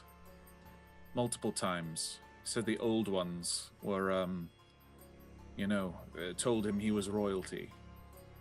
And these old ones, I think so the Lord of Crows could possibly be one of these old ones, or But wait, if what's the guy in the lighthouse name? Jaspin. Okay, Jaspin. But if Jaspin is royalty, I don't think necessarily that he is. I think he's self-appointed royalty. I think Oh. I think the old ones get inside your head and they tell you lies and they get you to do what they want you to do. Well, the only old ones that I've ever heard of are perhaps wardens. I think these are something different. Something different that I've never read about in books. Hold on. What's the benefit of going to the lighthouse? Are we going to try to get information out of this Jaspin, or are we just seeking revenge? I think that these old ones possibly could be the things that turned turned Chomel into Yonmo. Therefore, that they could be connected to what's going on in our time. They could be connected to possibly what Calcutta Theed is doing. You don't think that the They could also turn Yonmo into Yonmo? It seems to me that... I think it was more than that. Well, he's going to grow up without a family, right? Essentially? Well, Yes, without but- an extended family and always on the run? That would probably turn me pretty angry against him. It's possible, but these old ones, listen, we need to have a discussion. About? There's been some connections that I've been making, and I'm afraid that I might know more about these old ones than I'd like to be honest. I'll take a look around and make sure that no pirates are breaking their fast within earshot of us. You're confident of that? Okay.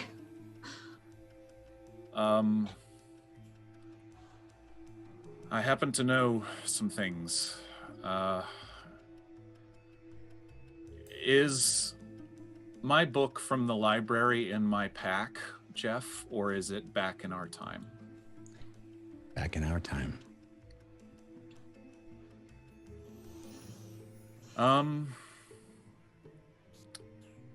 First of all, I want to tell you all some things because this is very frightening. I want to thank you for being patient with me about some things. Put my hand on your shoulder. Thank you. I'm afraid that I might be connected to these old ones. That the source of my power might also come from the same place, or at least, I don't know. Hearing Jaspin talk about these things that got into his head and told him that he was more powerful and better than he was, all started to sound a little too familiar. And the old ones, the Lord of Crows, I'd never heard the name the Lord of Crows before, but it's all starting to come together, and it worries me, and I worry I've put you all in danger. So Squalash is an old one? Why does that worry you? There is no Squalash. I knew it! What? I knew it! I told you! What do you mean there's no Squalash? Are you a wizard? What? No. Look. It's very possible that somewhere in this world or in the Feywild, I suppose, there is a small green man walking around calling himself Squalash and chasing rainbows or doing whatever it is that leprechauns do. I have never had the pleasure. I don't understand. So where does your packed power come from? This is a very long story. But there are books. As you know, Nightstone has, there are very few books left over from before the war. And Nightstone has some of them. And I wasn't allowed the arcane books. I wasn't allowed the books. I wasn't a student. I wasn't allowed to learn magic from these books. So I just focused on history. I focused on the mundane. I focused on culture, religion, things like that. And I found some things. And I found reference to these old ones. These dark, ancient, extremely powerful creatures that created the abyss. Oh that gods. these demons are their servants, are their minions. And you Maybe you thought that was a good idea? the stories of the old ones are that they are all powerful, or that they are or that there are stories of certain people taking power for them without them even knowing. And I found one. Its name is Shothragot. What? Shothragot? Yes. It Jeff? was created Religion? Check on Shothragot? Sure. You can roll. You have Sorry, advantage Morgan. from Fall Star, countered by Grim Fated. Sorry, Morgan. Can I also roll a history check? Sure. You have advantage from Lily Dumblebag, countered by Grim Fated. 4. Oh man, I rolled bad too. But I've really high. 12. Neither of you know what he's talking about, but you're enraptured. I wonder if these old ones exist in Orklands. They exist everywhere. They're not really of this world. They're of other planes, other places, other universes even. And I found this thing, this Shothragot, that was created by the Abyss as a kind of sentient weapon, but it was dormant, it was asleep. And I thought I had found a kind of back door, so to speak. A kind of way to draw some, just a small bit of power for myself. I mean, again, I thought that just a stupid librarian looking to stand up for himself and to cast a couple spells would never register. But you killed a person. That happened after. But it was your After. power that killed him. Yes. Didn't occur to you then? I knew I had magic. I thought that was just my mistake. I had never. Was it? Or did Shothragot do it? I think I did that. While I normally say that it's never the magic, it is the caster who's responsible for the arcane energy they expel. In the case of warlocks, it is an exception, and I do believe that the power can overcome your consciousness. The truth is, I never heard from Shothragot. I thought it had never noticed that I was around. So you have been visited by an entity. Listen, please. Until the beach on Bingle. That was the first time I had ever been visited or heard its voice or anything. I thought I was getting away with it. Because I had never intended this. I never wanted this. I just wanted a little bit of something for myself. What did it say to you on Bingle? It said, I see you. I notice you. It said that it grants me its power. It called me its warlock.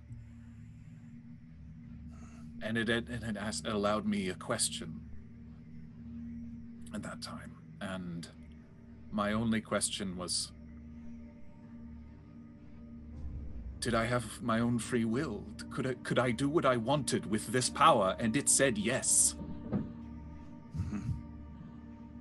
And it's always said yes. And it's true, I don't know what Shothragot wants. I've asked him multiple times. He's punished you. He's punished you. He punished me because I got very angry with him after the debrief. What? Because I threatened to destroy my book, destroy my arcane focus, and walk away and stop giving it access to whatever is going on with this. The truth is, Shothregard, as I know, was created by the Old Ones, but they're different things with their own interests. I don't know what it wants. It could be helping us. Well, I told you once that all I wanted from you was the truth. I know. That there would only be the only consequence of the truth would be that I would be on your side. I don't know what this Shothra God wants from you, but I will do what I can to protect you from it. But you need to be honest with us going forward. That is... And for what it's worth, I don't know what they study, but my human mama, she was studying something too. I don't know if it's old one or I don't know, but there's something wrong. There was something wrong with thorn orcs. She told me. Okay. And I saw things there. And not all of them were good. I have a question, James. So, you're saying that you found the connection between perhaps Shothregard and the Old Ones, and do you think that perhaps the Lord of Crows is part of the Old Ones or part of that energy? It all rings way too familiar a bell. So, it seems that there's sort of a missing piece here, because we know that you're saying that it could be a good thing, but all we've seen is bad things. And we know it turns Chomel into a monster. And we know that its power has allowed me to do all the good that we've done together. It could have stopped me at any time, and it hasn't. At least I think it could. I don't know. We've talked before about a deal, about any sort of deal that I made. The truth is, I don't... There was no real deal struck. I gained magic, and I gave it access to my mind. I don't know where it is. I don't know what it is. But it's not like I can just stop it. The reason that all of this, that I've been able to do everything, that we were able to save Bingle, that we were able to stop all of this powerful evil, came from it, for me. It doesn't have to, though. We've talked about this. You could study. You'd You be a bit didn't behind, meet me. but... You've never met me before this. I was a nobody. Who do you think I am? I'm just a homeschooled girl from Axbright who's no one's ever been there. Who was born from a genie. You're made of Well, fire, and so you're a the story genius. goes. So the story goes. It's not... That power came from you. And how you wield it. And that's true for everyone. It's not the weapon, it's the wielder. All right? But if we also need to realize that if he knows everything you know, that's a lot of power, James. Knowledge is a lot of power. I know because I seek it myself. Knowledge, I mean. It sounds like you don't know if you want to rid yourself of this pact or not. I don't know how. I don't know. And if I just stopped, what would that mean for all of you? What would that mean for the things that we're trying to protect? So what? You can't cast an Eldritch Blast. So what? You can't send a message. You're still you. You still have an incredible mind, incredible charisma, one who leads us into danger. Has a silver tongue. Can do math on the spot. That's a power I don't have. You are valuable without your magic. But it's up to you to decide if you want it or not.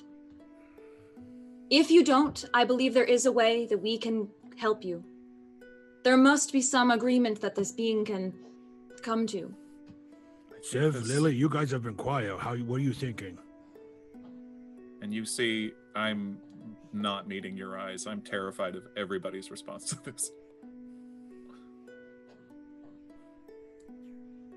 I don't say anything. I just look at Lily. I don't know what to say anymore. I feel like everybody's been lying to everybody this whole time, and I'm so sorry. I try to find the best in things, and I try to find the best in everyone. That's my whole life philosophy. But at some point, if I try and find the best in everyone, who am I hurting on the other side? Well, I don't How think am James... I not to know that James's knowledge is what led them to Bingle in the first place? How am I not to know? How am I not to kill that young boy in there who kills my community of people? What do I do? I don't know. You know, I set out on this journey to spread joy, to bring the joy of Bingle in. I've done quite the opposite, haven't I? I've brought the despair of the outside world to Bingle. You didn't bring that. I don't know that anymore, though. You have done incredible things. Incredible things. I've lost count of the amount of times that you have performed a miracle. In isolated incidents. They add up. Tiv, what did you tell me? About? Last night. Why we're here in the past. You mean that we're being tested? Second chance. Exactly. Learn. From mistake. Mistakes are not mistakes unless you learn from them. Wait. No. Yes. No, that sounds right. Is that right? Is that I get confused I don't think sometimes. it's quite right, but I know. No, what I you're think saying. you know what I'm saying. I'm If like, you- if you they're not don't learn mistakes from if you them, learn from them. That's it. There it is. Yeah, Got yeah. it. They are not mistakes if you learn from them. Right? Yes. I mean, that doesn't change what happened, and it doesn't, free you from the consequences of choices. But you can learn, and you can make better for next time. I don't think you made any mistakes. And as to what you should do what you ought. Well, he And did come make what a may. mistake, though. What was the mistake? He lied. I don't think James lied, actually. He said he did. I looked him in the face and I said, don't lie to me. And I don't think he did. So this entity has a different name. It still comes from dark origins. Yeah, He's but still it's being not a truthful with the leprechaun. way it affects him. So what? What do you mean, so what? It's a demon or something from the abyss. I assume In my that mind, means demon. in my mind, this Squillace was also some sort of demonic entity. And Lily, you're afraid that perhaps James's connection with this entity might have brought turmoil to Bingle. But what if you had known sooner? Do you think you would have cast James out?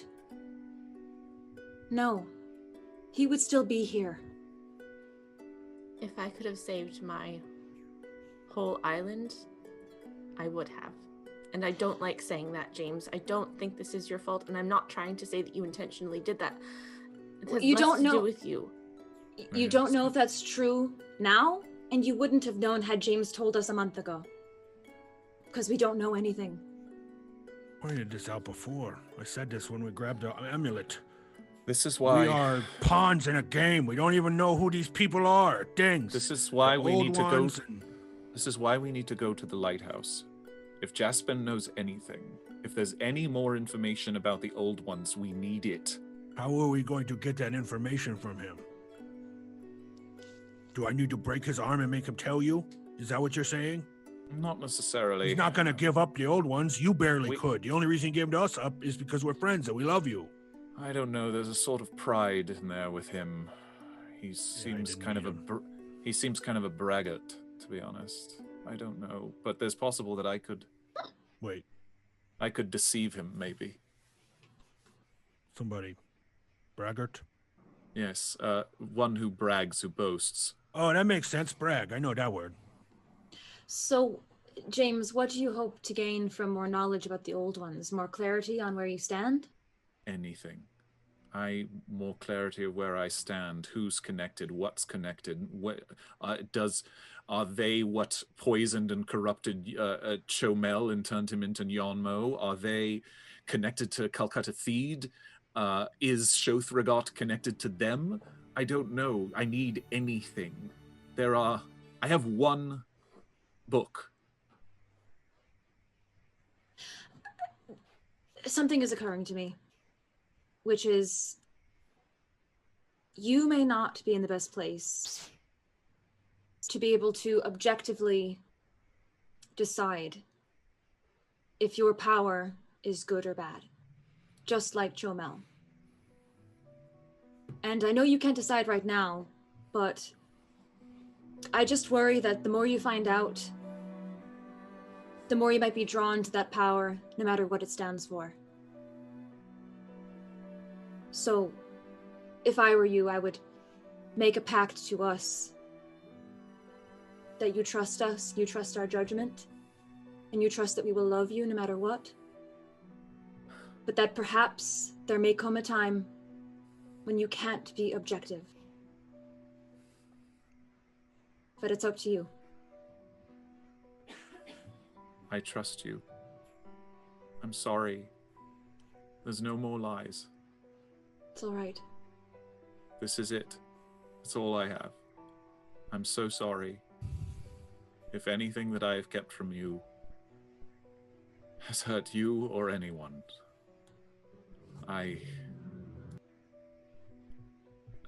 that's all there is. And if the day comes, if ever the day comes, and I will look at each of you, when you look me in the eye and you see something else there, and you don't see your friend, do not hesitate. I haven't. I picked you up by the neck and demanded answers. And that time you told me there was no more lies.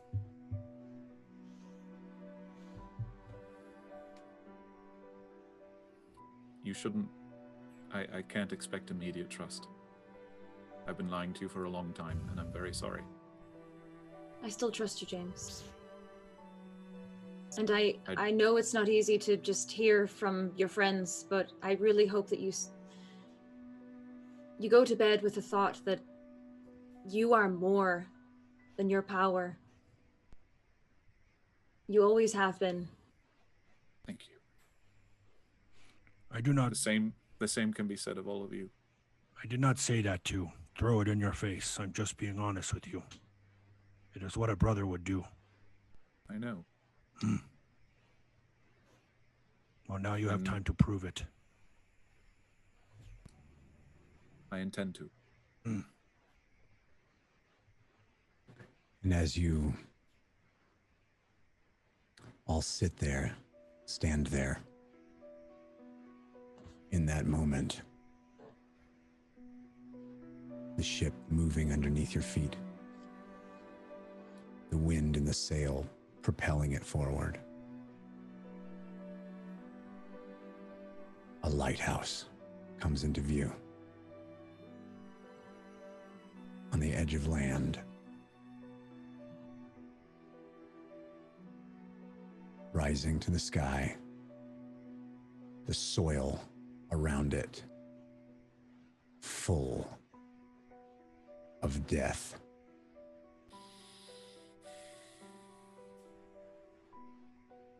And that's where we're going to end tonight.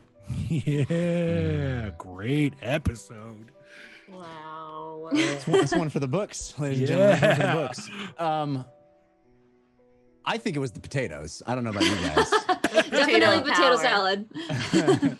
I want to thank some folks who gave us love in that last section. Locomotive 1134, The Brush of Tea. David Gen Pro, Just Jules, Red Robin, A Silent Watcher, Arcane Rebel, Gamershare, Doug in Texas, and others. Thank you so much. We appreciate you. You guys okay? Yeah. All Oh right. yeah, for sure, for sure. That was a fun one. Oh, Kudos. yeah, Good man. stuff. I like it when I can sit back and watch for hours at a time. That's when the DM gets it good, right? Set it up and then wait for 30 minutes. We had so much battle build up that we were like, it's time to talk.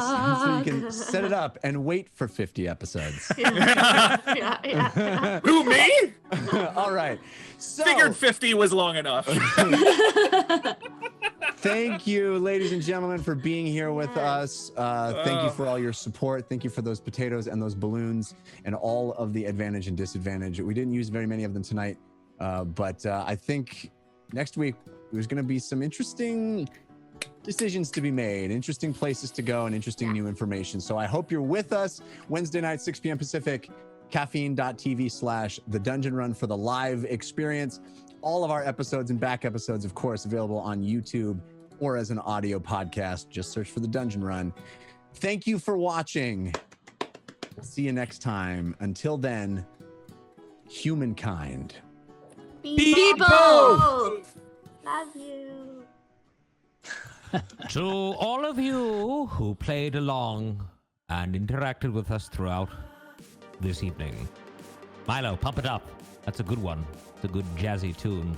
Actually, that's not jazzy at all. Our humble thanks.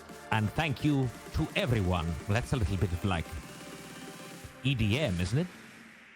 Ooh, hey, we got lights in the back?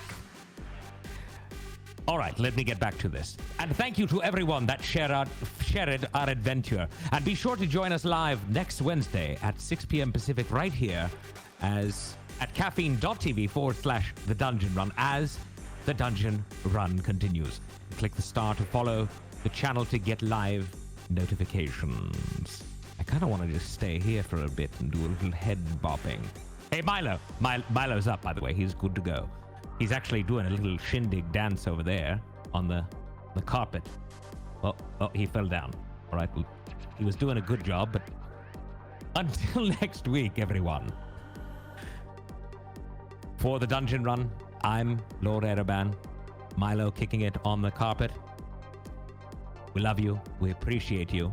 And until next week, may the dice roll in your favor.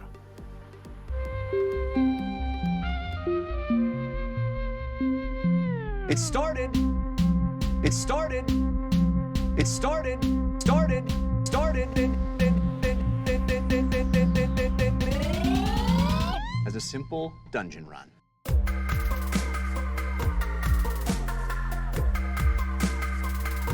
As a simple dungeon run.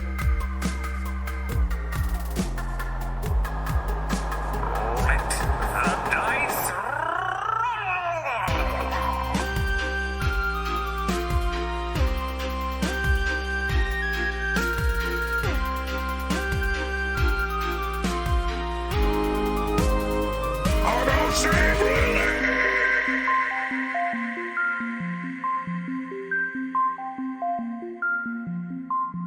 In a world where magic exists, anything is possible.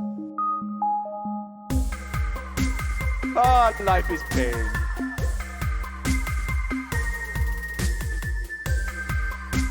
Ah, life is pain. Pain, pain, pain, pain, pain. I love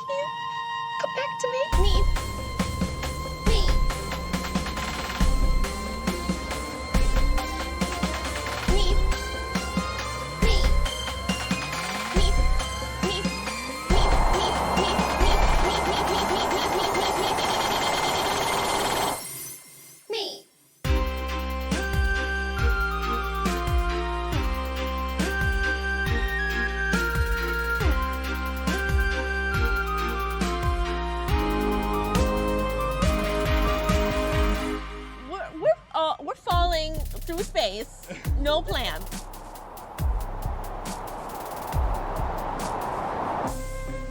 The island of Bingle is safe once again.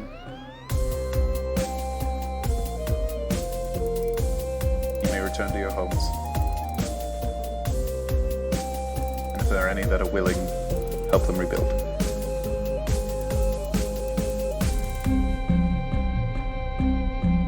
Humankind. Be both.